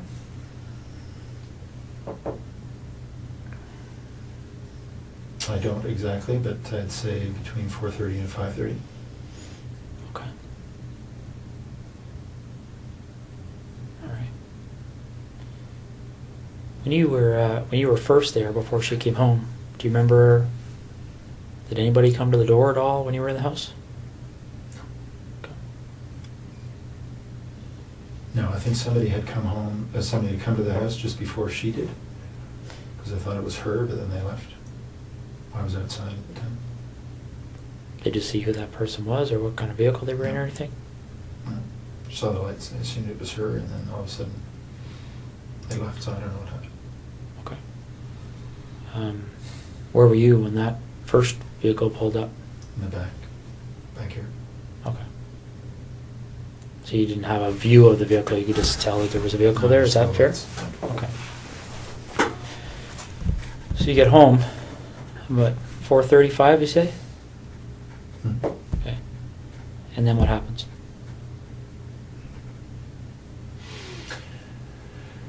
Well, she would go to the bathroom and a quick shower, wash her. Then we went into my bedroom. And went to sleep a little bit. She was tied up. How was she tied up at that point? Snapped the underwear. I put tape over her eyes from the beginning. So that's what she had. Okay. When they find her, is that tape going to be there, or was it ever removed? No, I removed it. Okay. What kind of tape? Duct tape. All right. The duct tape that you used, where's that roll? It's all gone. I used the rest of it to bind her body. So, by all gone, is it with the body now? Okay. So you said, who went to sleep when you came home? You had or she had a shower? Well, we both got in. I washed her off after she'd been to the bathroom. We both went to sleep. But she was tied up and I had tied the rope. So I could fall asleep a little bit and she could move without waking me up. Okay, I'm trying to picture how that would be. So the rope's tied to what on her? Just tied her hands behind her back. Okay. And then the rope just wrapped around me a couple of times, so there was no slack. okay. Do you remember how long you slept for? Not long, maybe a couple hours. Do you know if she slept? I don't know. Okay. So you wake up and And it wasn't, we were up and down. So it wasn't 2 hours straight, it was 2 hours in bed, but there wasn't much sleep, just lying there probably. so you get up from that, and what happens next?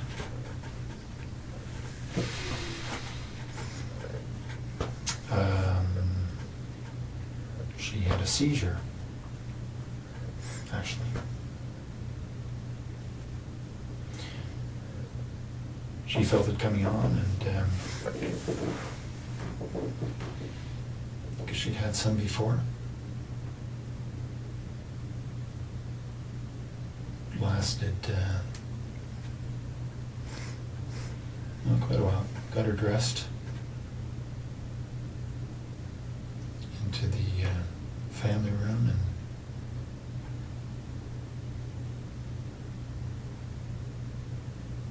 and anyway, she recovered. She got obviously stress, but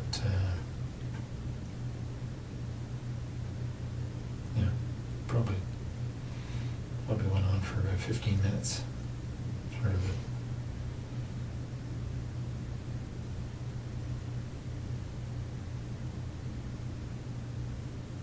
So, Yeah. how do you know she had them before? She told me. Did she tell you why she gets them? Well, she suggested it was stress. Yeah, so she felt herself start to tense up and said she thought she was going to have a seizure.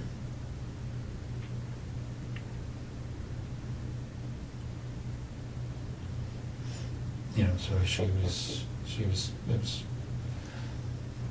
convulsions, is what she was saying. Okay.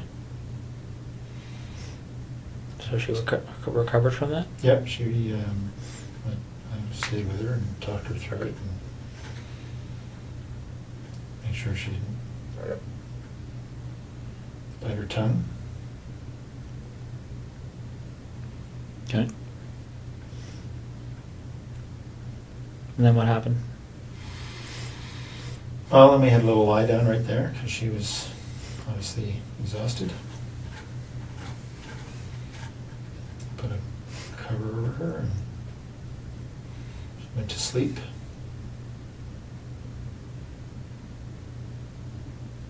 Wait for an hour or so. And I had told her earlier that before I let her go, I wanted to take some pictures of her in her underwear. And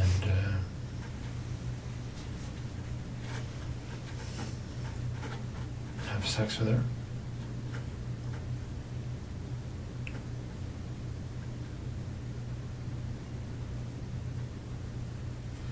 So after she'd had a rest for an hour or so, I had her put on, a number of different outfits she had. I'm sorry?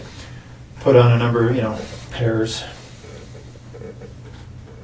panties, bra that she had. That Okay. I'd taken from the house. So she put those on and I took pictures. Okay.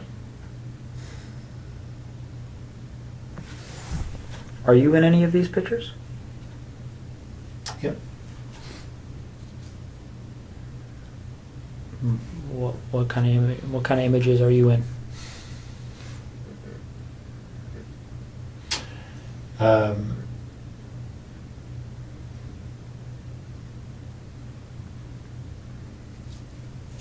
Well, I'm with her. There's, on the hard drives, you'll see there's video as well. So there's video of the,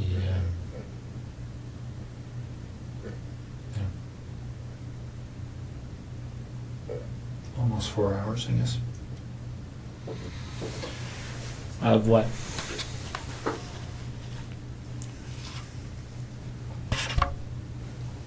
Well,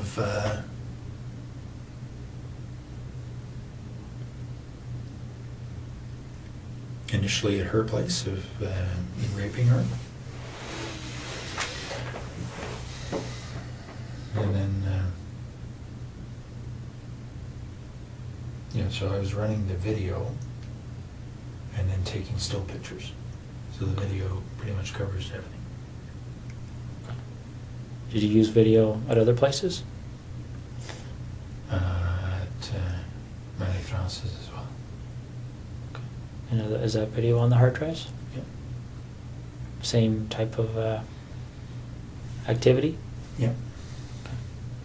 Well, I didn't have her put on any stuff. Okay. So Jessica poses for these pictures, and there's videos, and then what happens?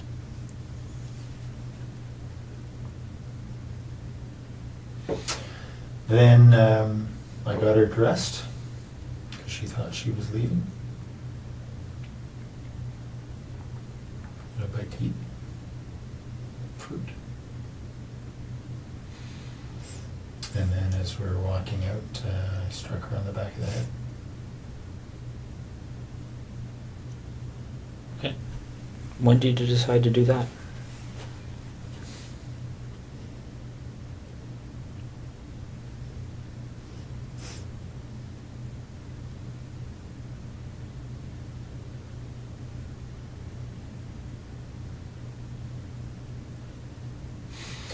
Well, I was pretty sure that I wasn't going to let her leave, but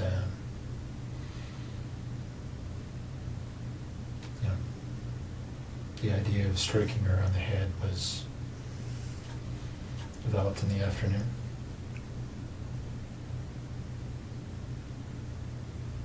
And what was that strike supposed to accomplish in your mind? What was the intent of doing that? Well, I thought I would be able to knock her out, and then I was going to strangle her. Okay. So when you actually do strike her, what's the result? Her skull gave way a little bit. Felt like, and there was a lot of blood, so I think that's what happened. She was immediately unconscious.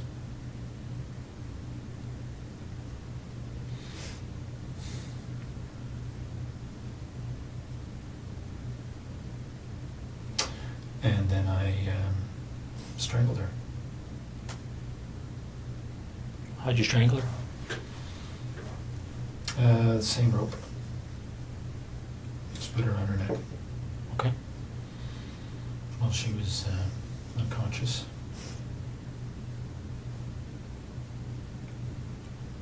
Now, what happened to the zip tie that was around her neck earlier?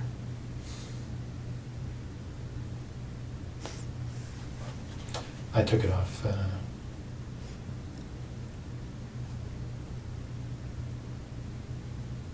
Around then, I guess.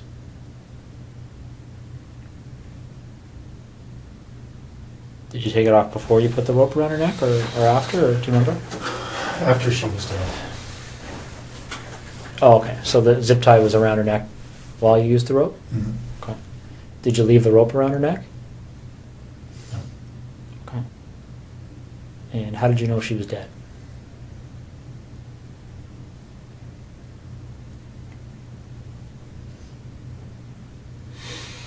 She, well, her body stopped moving.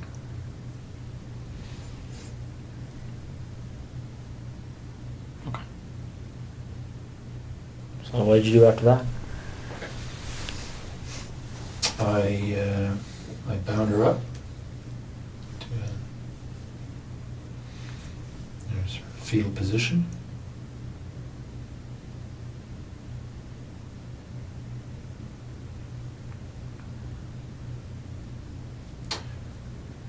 And cleaned up the floor.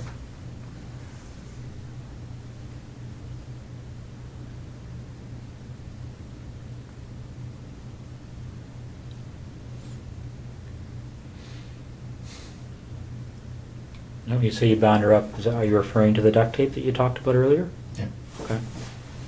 So then what did you do?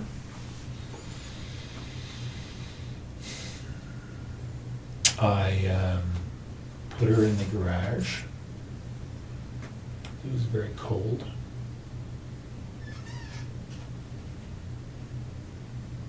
And then I went into the base. Okay. Why'd you go to the base? Pardon me? Why'd you go to the base? Because I was flying early the next morning. Okay. So what time did you leave to go to the base? Well, I told you about between 9 and 10 or so. On the Friday night? Yep. Okay. So you fly, and Then I drove home to Ottawa. so which night would you? Saturday night. So you land, and what time are you landing? 6:30. Okay. Saturday night. Did you go by the house in Tweed on your way to Ottawa? Or? No. So you drove straight home to Yeah. Ottawa? What time did you get there at? Do you remember? Sometime before midnight. I can't quite remember, but I think I went into the office first, did some work. So I think I got home to Ottawa just before midnight, something like that. I think. Not sure. I slept for a little bit at the Tim Hortons in Brockville. So it might be later. I honestly can't remember when I got to Ottawa, but Okay. yeah, midnight-ish, Saturday. Mm-hmm.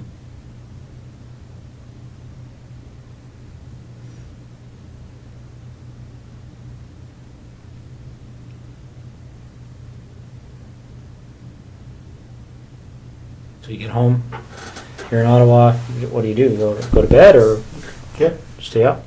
Okay. So then what do you do the next day? Well, my wife and I did some stuff. I can't remember what was going on that day. You know, putting together the new house. And I headed back to Tweed that night. Mm-hmm. Is that right? Sorry. No, I didn't. I had Monday off. That's right. I had Monday off, and then I was visiting one of the units in Ottawa on Tuesday. So I didn't head back to Tweed till Tuesday night. Okay.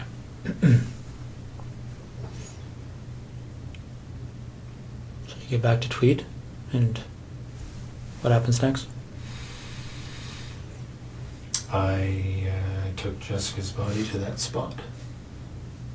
Okay. That happened on Tuesday night? Just this past Tuesday, obviously? Okay. Do you remember what time that was? It was pretty late. It was midnight-ish. I'd say between midnight and 1 on Wednesday morning. Okay. What made you decide to measure that distance, that 0.7 kilometers? That's just the way I am. Numbers. Have to know the numbers. Okay. And how did you leave her? I just left her tucked behind a fairly large rock. Okay. Is that duct tape still on her? And what else is on her? A couple of towels wrapped around her head, and the top and pants. She was wearing jeans. Okay. Did you ever go back there? No. Right.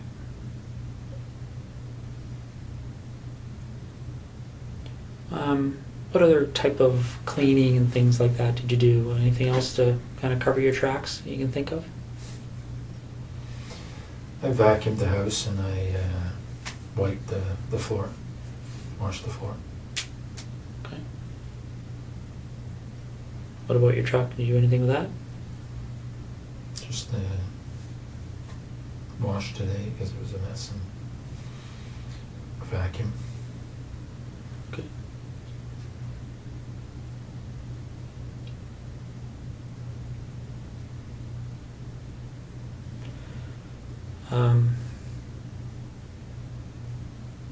So Marie France,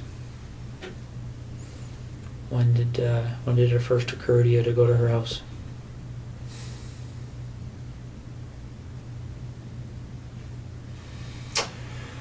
Well, probably in October. October, November, not quite sure, but somewhere in that time frame.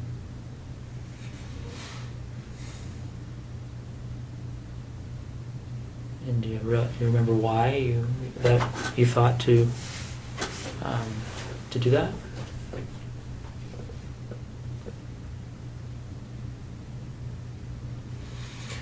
Well, she had said she lived alone when the one time I met her. Mm-hmm.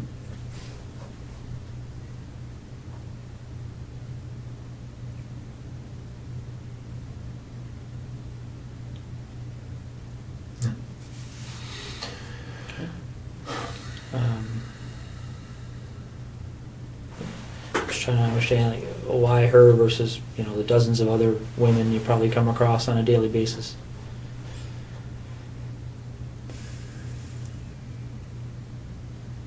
I don't know.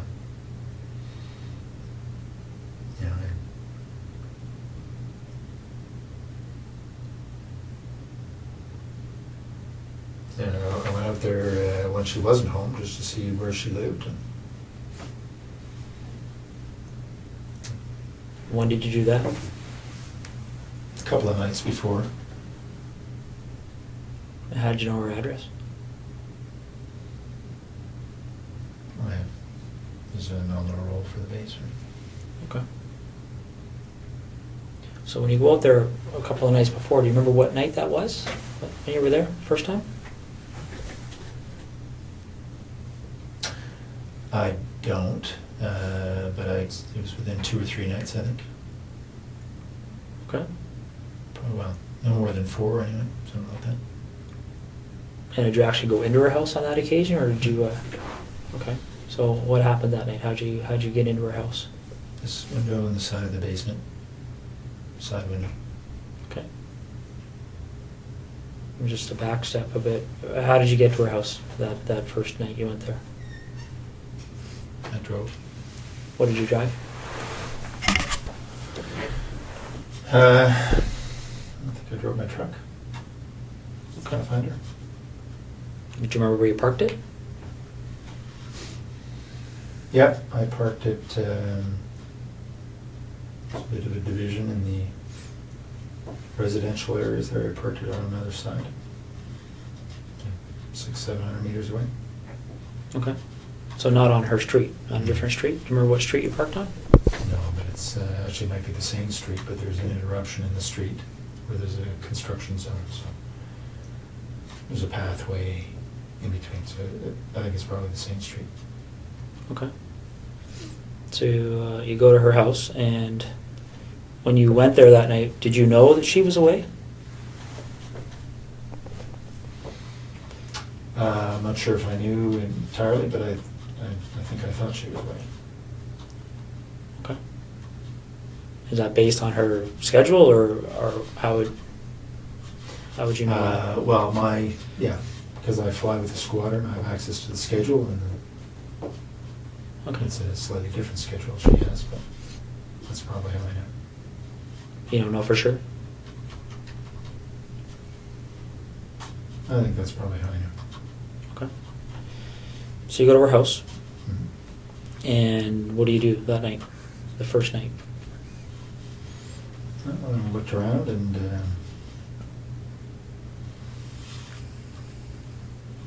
make sure that she was living there alone.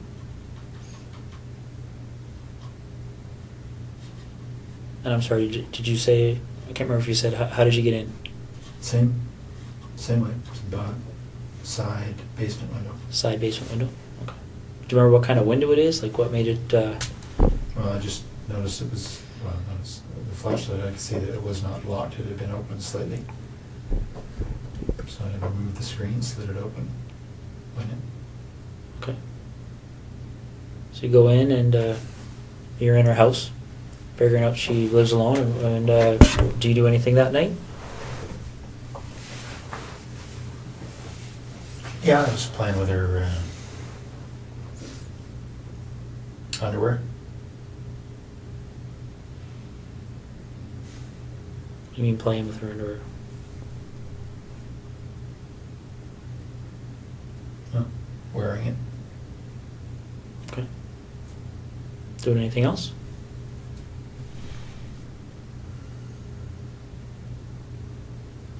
No, I didn't touch her stuff.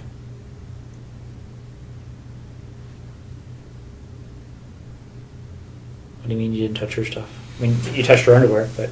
Yeah. So- But nothing else. Okay. Did you take any of the underwear with you that night? Yeah, a few pieces. And where did you find the underwear when you went in? In her drawer. Was it clean? Was it used? Or, Clean. okay. Anything else you can remember doing that evening that you... No. All right. So, after that first visit, did you return again before meeting up with her? No. Okay. So, which day did you go to her house when she was there?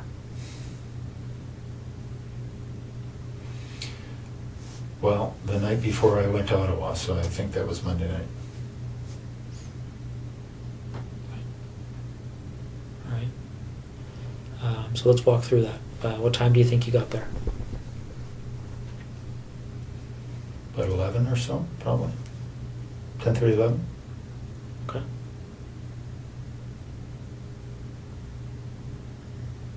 Yeah, so she was on the phone in her room. I could hear that from the backyard. I got in through the side window. The same basement window? Mhm. How could you hear from the backyard? What was... Just hear her on the phone. From beside the house. hear through the walls that she was on the phone. Okay. Any idea who she was talking to or what she was talking about? No, didn't hear that well. Okay. So you go in through the basement window. And what are you wearing when this is happening?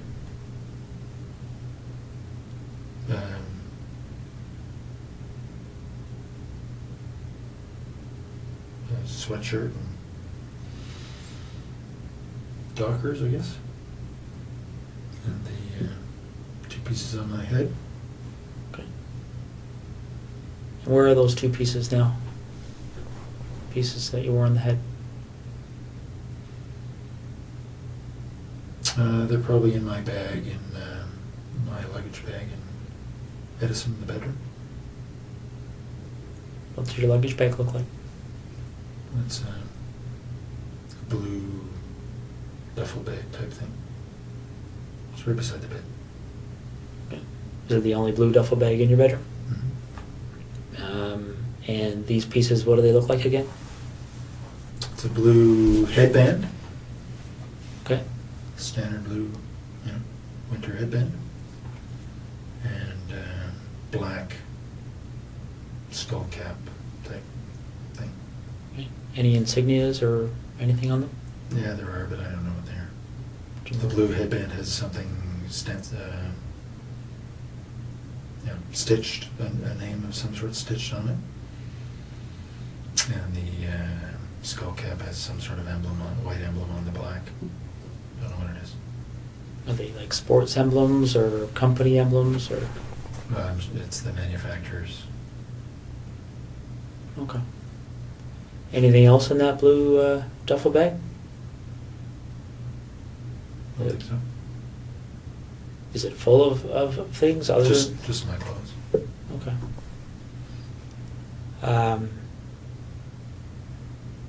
So you go in. Do you remember what you had on your feet? In the house there? When you went to Marie France's house? Probably running shoes. There wasn't snow on the ground. So you go in and you're in the basement.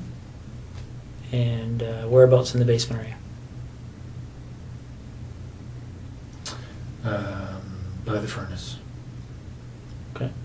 And what are you doing? What's your sort of plan at that point? I was waiting for her to go to bed.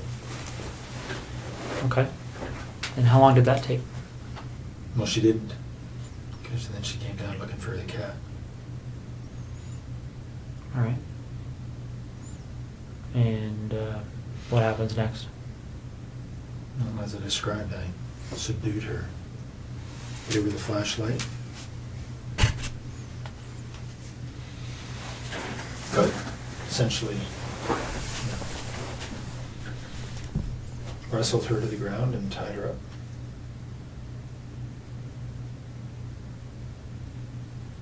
Okay. And what did you use to tie her up?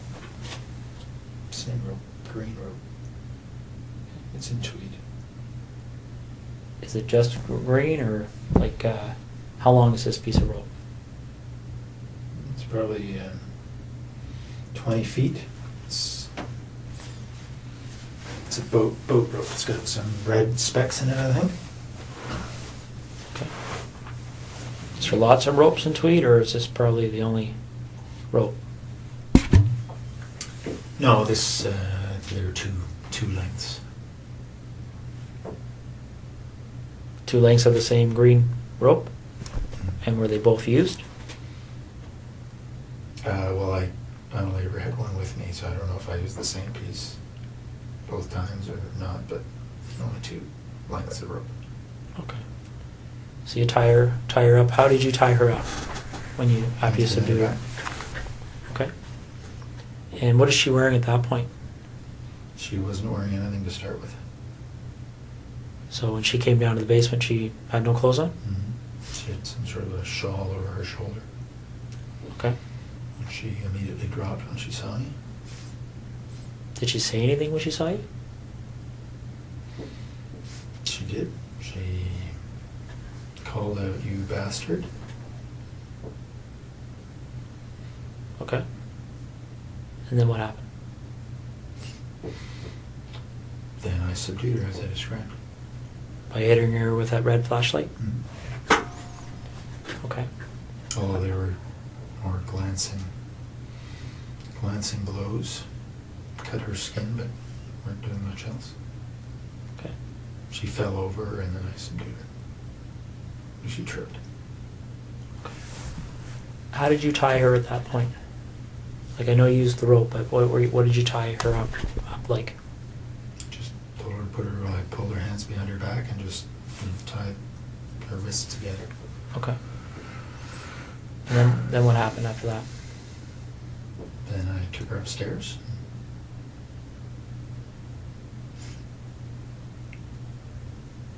Did she go upstairs under her own power, or did you carry her? No, she passed out on the stairs, and then I carried her up. Why do you think she passed out? I expect from the hits to her head. So you carried her up to where? To her bedroom, put her on the bed. Okay. And then what happened?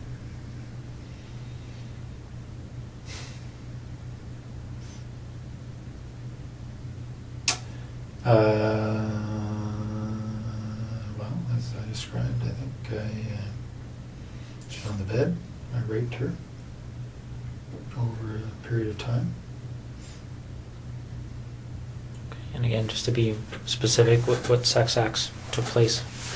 Just vaginal. Your penis and her vagina? Yep. Any condom used? No. Did you ejaculate? No.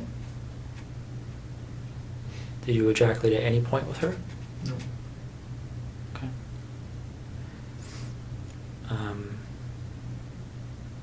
But just before I forget, I think I asked you, don't mean to bounce around on you here, Russ, but with Jessica, I asked you about ejaculation. You said you didn't at that point. When did you ejaculate with Jessica?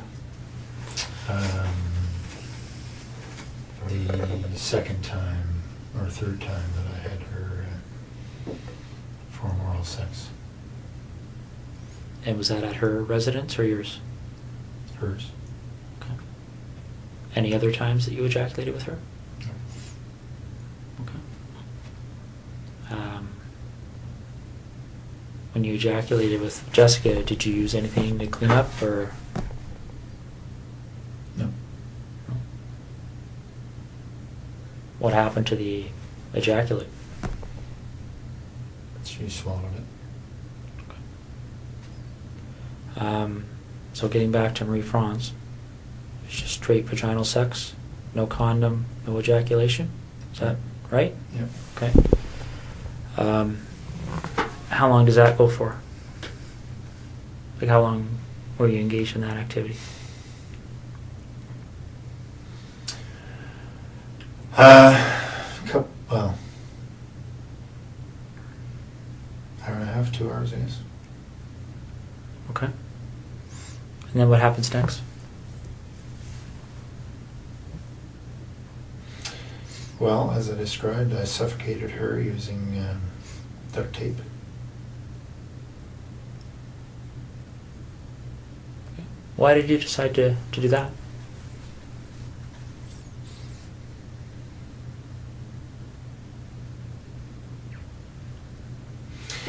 Well, again, because of the pictures. As I described to you, it would have. It was going to be a pretty straight line back to Tweed.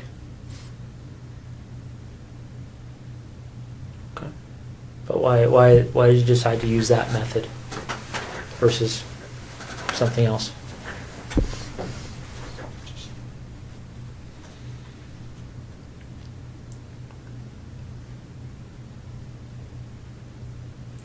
I had thought about strangling her earlier.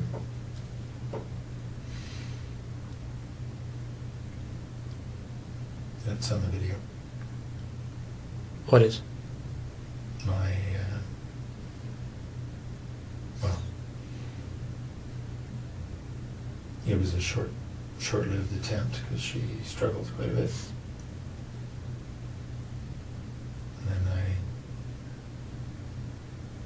decided that I needed to suffocate her. So it was a short-lived attempt at strangling her? And what's on the video, the suffocation or the strangling? Well, just me putting my hand on her throat.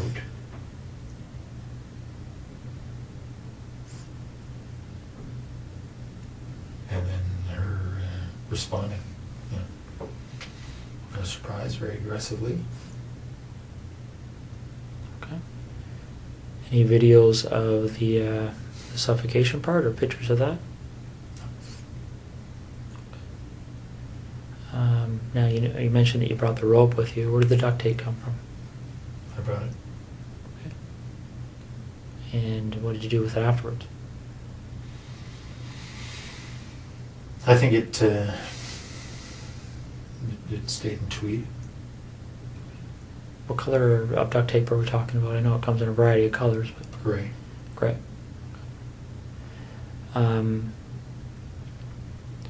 So before the suffocation, obviously, how long do you think you were with her from the point, well, how long do you think you were in that house from the point you went in that window to the point you left? Probably 4 hours. Okay. So, correct me if I'm wrong, did you say you got there at 11? Or around 11? I think that's right. Okay. So you left around 3 in the morning? Well, I was in the basement for quite a while before she came down. She wasn't going to bed. So I was probably in the basement for 30, 40 minutes. Okay.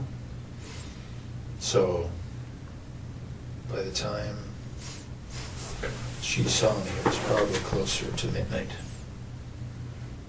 All right. But I didn't have a watch on, so I'm not sure. Any gloves?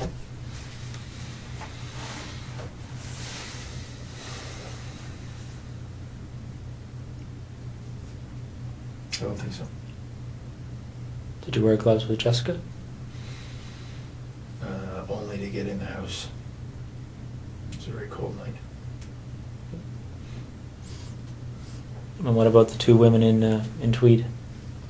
No gloves. So while you're with Marie Franz, what kind of conversations are taking place? Anything she said to you stick out in your mind? No, but I taped her mouth. There's no conversation. Okay. When did you tape her mouth? As soon as I got her up to the bedroom, Why did you decide to do that? because she was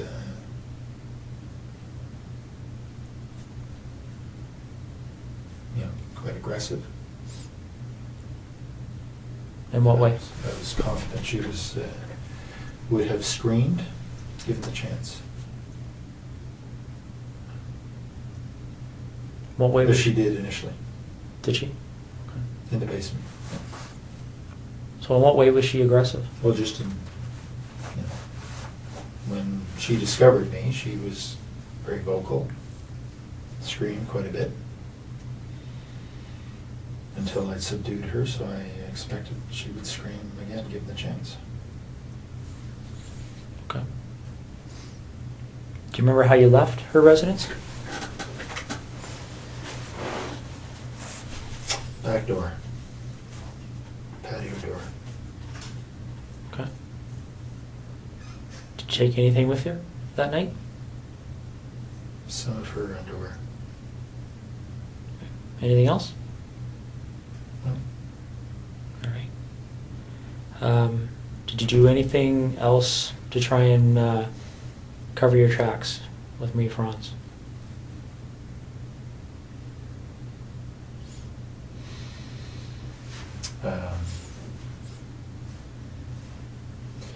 Well, I had turned off my BlackBerry before I left Trent. Other than that, no.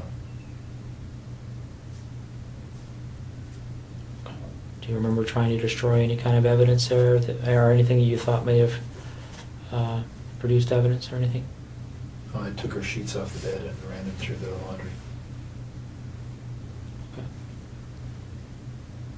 Like the laundry where? In her house. Okay.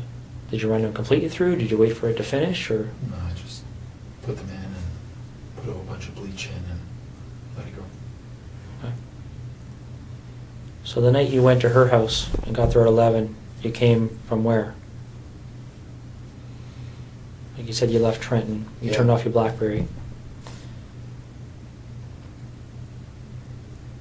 You talking about the base, or are you talking about where did you leave to go to her house?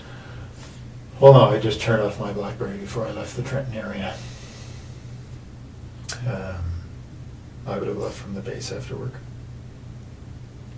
All right. When did you what time do you think you turned your BlackBerry off? Well, it's only a half-hour drive to Brighton, so you know, probably in the 9:30 range. Okay. Do you remember what time you would have turned it back on? And I was back on the 401 heading to Ottawa the next morning. What time would that have been? So 6 plus or minus 30 minutes. Okay. So you leave her house 3-ish. No, I think it was later than that. So the 4 hours obviously was.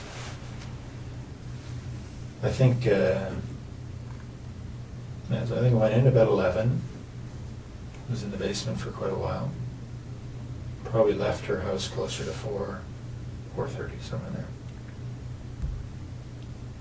Okay. And where do you go? I drove to Ottawa. Straight to Ottawa? Yeah. Did you go by your house in Tweed or anything, or did you just go straight? No. Remember what route you took? Yeah. 401, but from her place, I think I went straight north on whatever the road is that goes straight through Brighton up to the 401, hit the 401 and headed east. Okay. And so you're going to, what's the meeting you're having that day in Ottawa? Remind me. It's a meeting on the C-17 acquisition project. Okay. And who ran that meeting? The project manager, Miss Sue Hale. Okay. Is that the only meeting around that time period you would have went to on that issue with Sue Hale? Hmm? There wasn't like a weekly meeting or anything like that? Okay. No, this is sort of a quarterly. All right. So the night this happened, where did you park that night? As I said, across the gravel little roadway, it's probably the same road. Okay. Similar location to the first night? Yep. All right. Same vehicle? Yeah, truck. Okay. All right. Okay, let's talk about seeing as we're going backwards in time here, why don't we talk about the second incident in Tweed? With Lori Masakai, one that's at 76 Cozy Cove.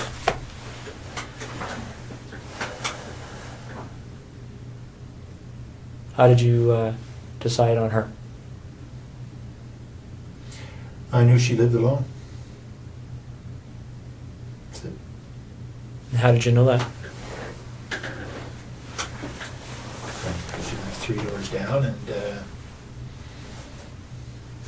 didn't know her, but I knew she was pretty lone. She had a boyfriend and hadn't been around.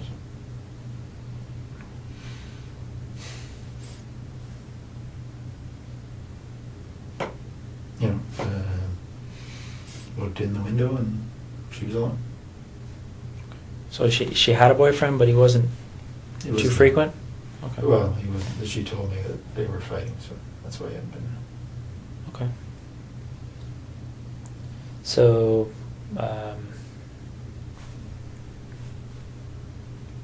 did you look in her house before the night that this this incident happened, or when did you do Yeah, that? I had been in within the week. Probably a couple of nights earlier. What did you do that night? I looked around to see if there are any permanent signs of her boyfriend, I guess. Took one or two pieces of her underwear.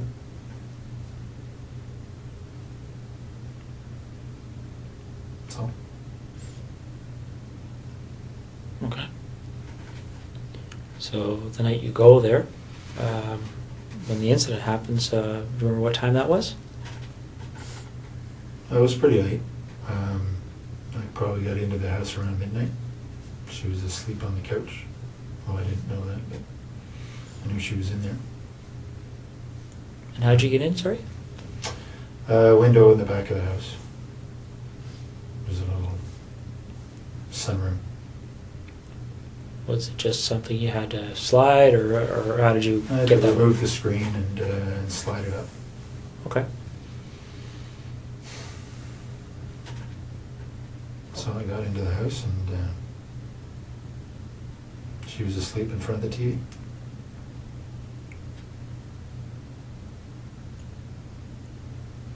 Wearing anything on your face that night? Yeah, same things. Okay. The headband and the cap? Okay. What kind of clothes did you have on? Just dark sweatshirt or pants. Right. So she's asleep on the couch, you're in there, and then what happens? We have been through this, eh? I know. I struck her with the flashlight, thinking it would knock her out. It didn't. We struggled. I subdued her. Took some pictures. Left. It's probably in the house about 2.5 hours. It's a pretty short description for 2.5 hours. Well, we talked. I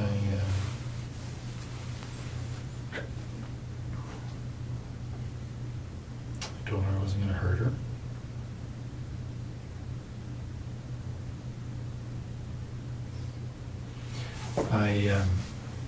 I told her that there were other guys in the house robbing her. My job was just to control her.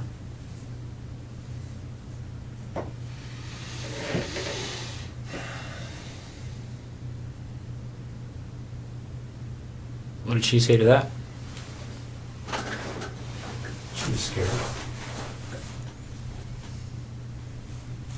Worried she was going to be seriously hurt. Did she say that, or did you just assume that? No, no, she said that. She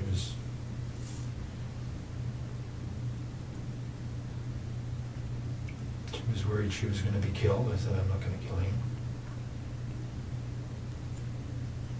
What did you do with, you said you took pictures of her, clothed, unclothed? Both.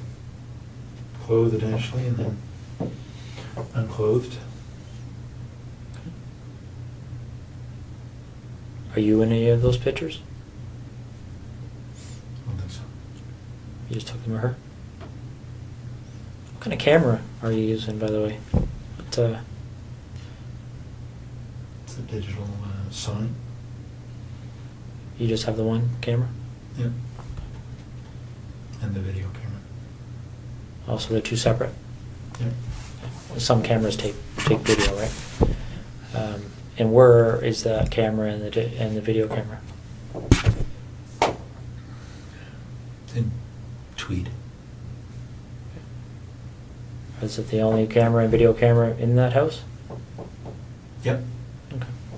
All right. So you take pictures of her, and how do you end up leaving? Like you, I just told her to, I don't know, count or wait for a number of minutes before before she called the police. Okay. And did you leave immediately, or did you stay there for a while? No, I left. See what she was going to do, or? I left. Okay. And where do you go? Home. Straight home? Mhm. Okay. Did you wait to see if the police showed up or anything, or? No. Well, I mean, it's, So what did you do when you got a home? couple hundred feet. I went to sleep. Okay. And what did you do the next day? Went to work. Normal time. Okay. A couple hours later.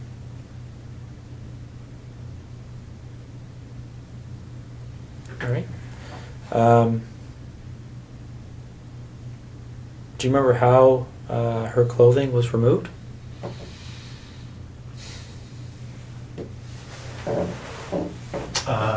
Well, because her hands were tied behind her back, I think I cut off her top and then pulled off her bottom. What did you use to cut her top?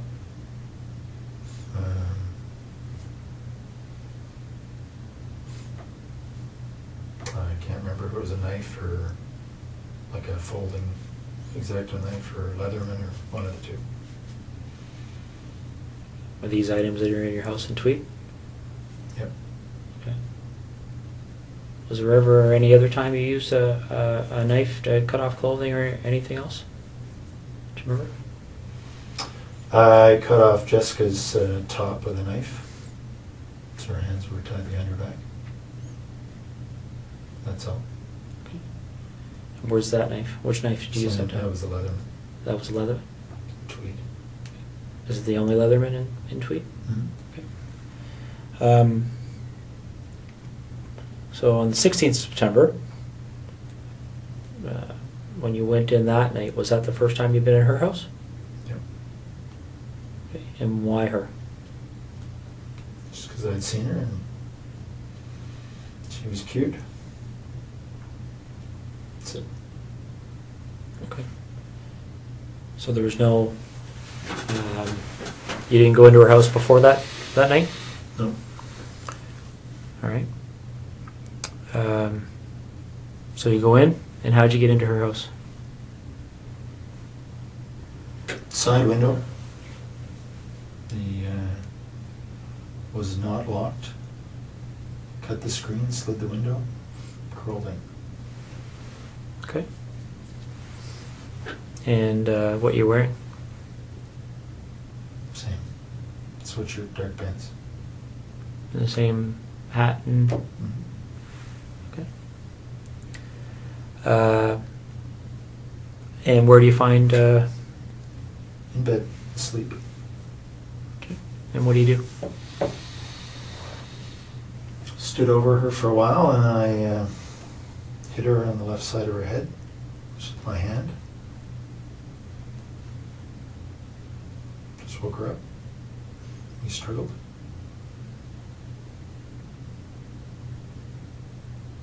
You know, just lay on her.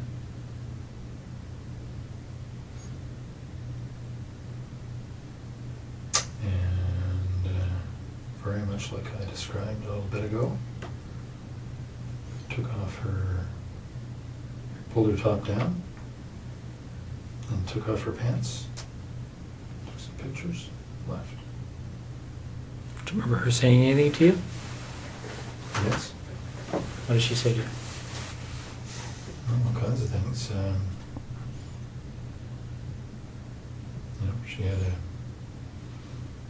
a young baby just next door, the other room, 8 months or so. Was obviously concerned about the baby. Concerned for herself. I assured her I was not going to hurt her. Physically, anyway.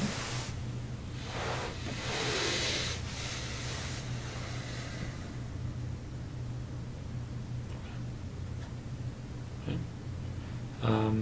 Any underwear taken from or Lori? Yep, both. And where would they be located? In Tweed.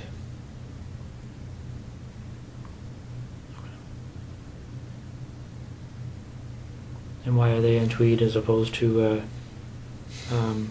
Marie Franz and Jessica's underwear?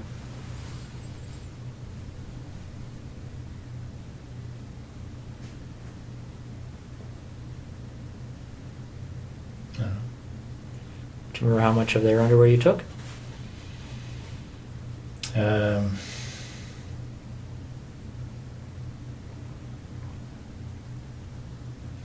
Not very much from Lori.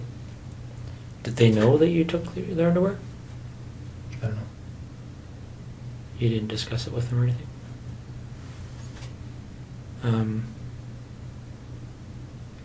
So where in Tweed would their underwear be?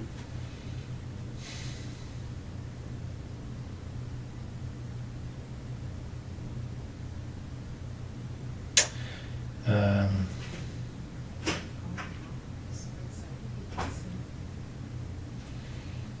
in the there's a laundry room area Okay. just between the house and the garage. Right?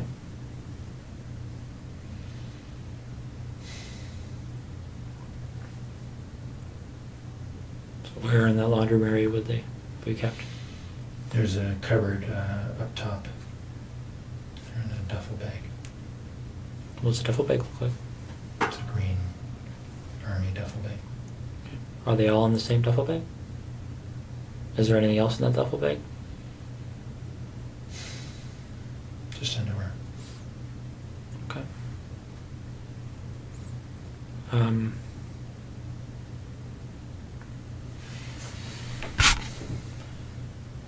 When these pictures are looked at, you talked about being in Marie Franz's underwear on the first night you went in. Did you take photographs of that? Yep. What about anybody else's underwear? Yep. Photos. Of you in their underwear? Mm-hmm. And where were those photos taken?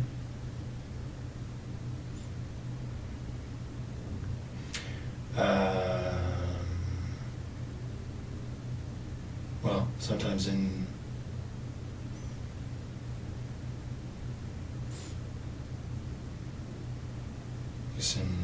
Marie France's case, in her house. The others in my house. In Tweed? Mm-hmm. So is this a matter you would take the underwear, go back, and then at some point put the underwear on and take pictures? What about Jessica's underwear?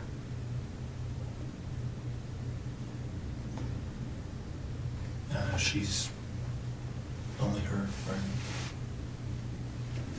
So you don't have pictures of you in her underwear? No. All right.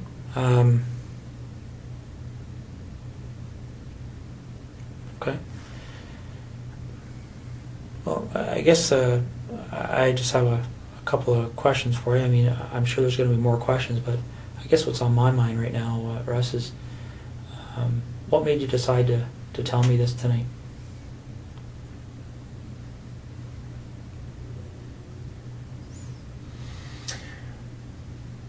Mostly to make my wife's life easier. Is what you've told me tonight the truth? Yeah.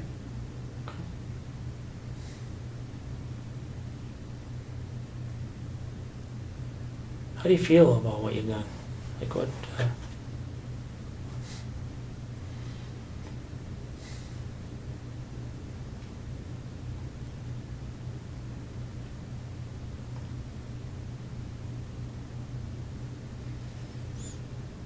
Disappointed. Let me ask you this: if this didn't come to the point it's at right now, if for whatever reason you didn't end up on our radar, so to speak, do you think it would have happened again?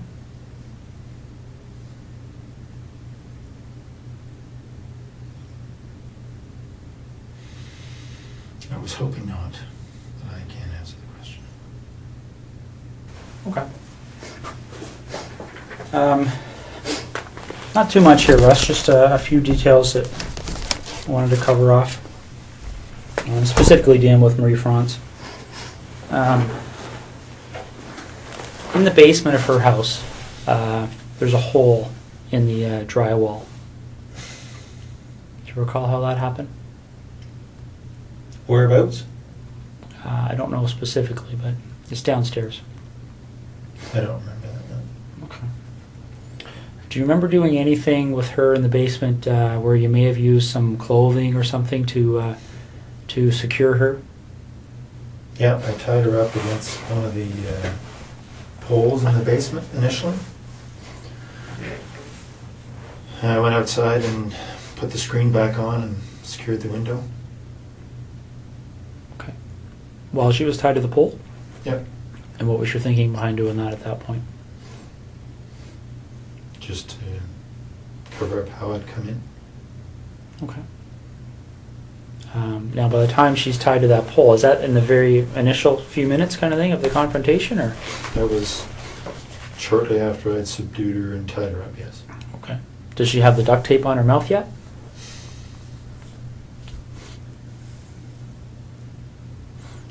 I think probably. Okay. The pictures will show it. All right.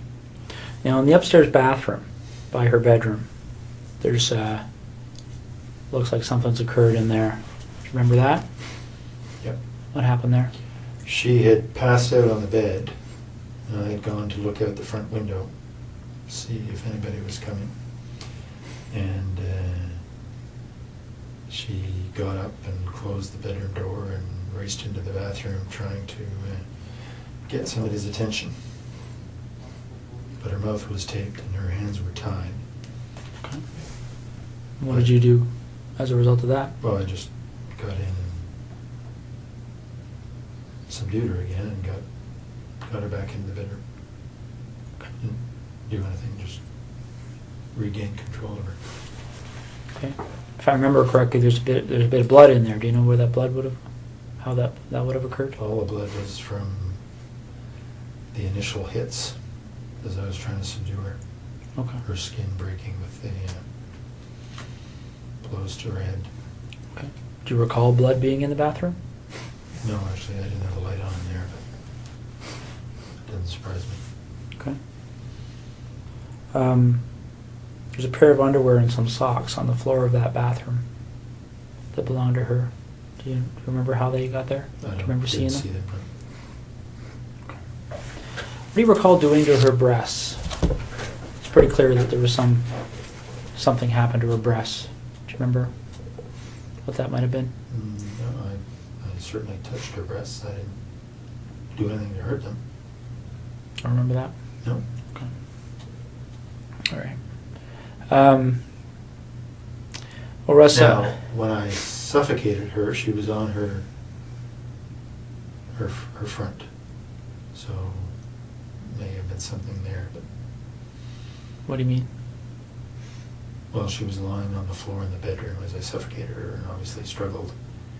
May have been in there that something happened, but I didn't do anything specific to her breasts. Okay. So when you suffocated her, that's when you had the duct tape over her mouth and nose, Mhm. and that's on the floor. Yep. And then what happens after that? Well, she died, and I and took the duct tape off her head and put her on the bed and covered her up with duvet. Okay. And what was your thinking behind doing that?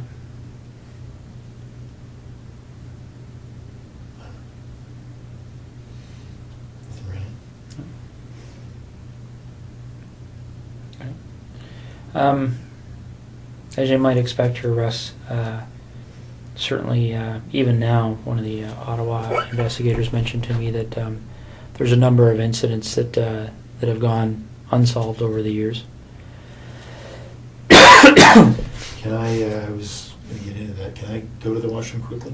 Yeah, I can get somebody to take you to the washroom. Okay.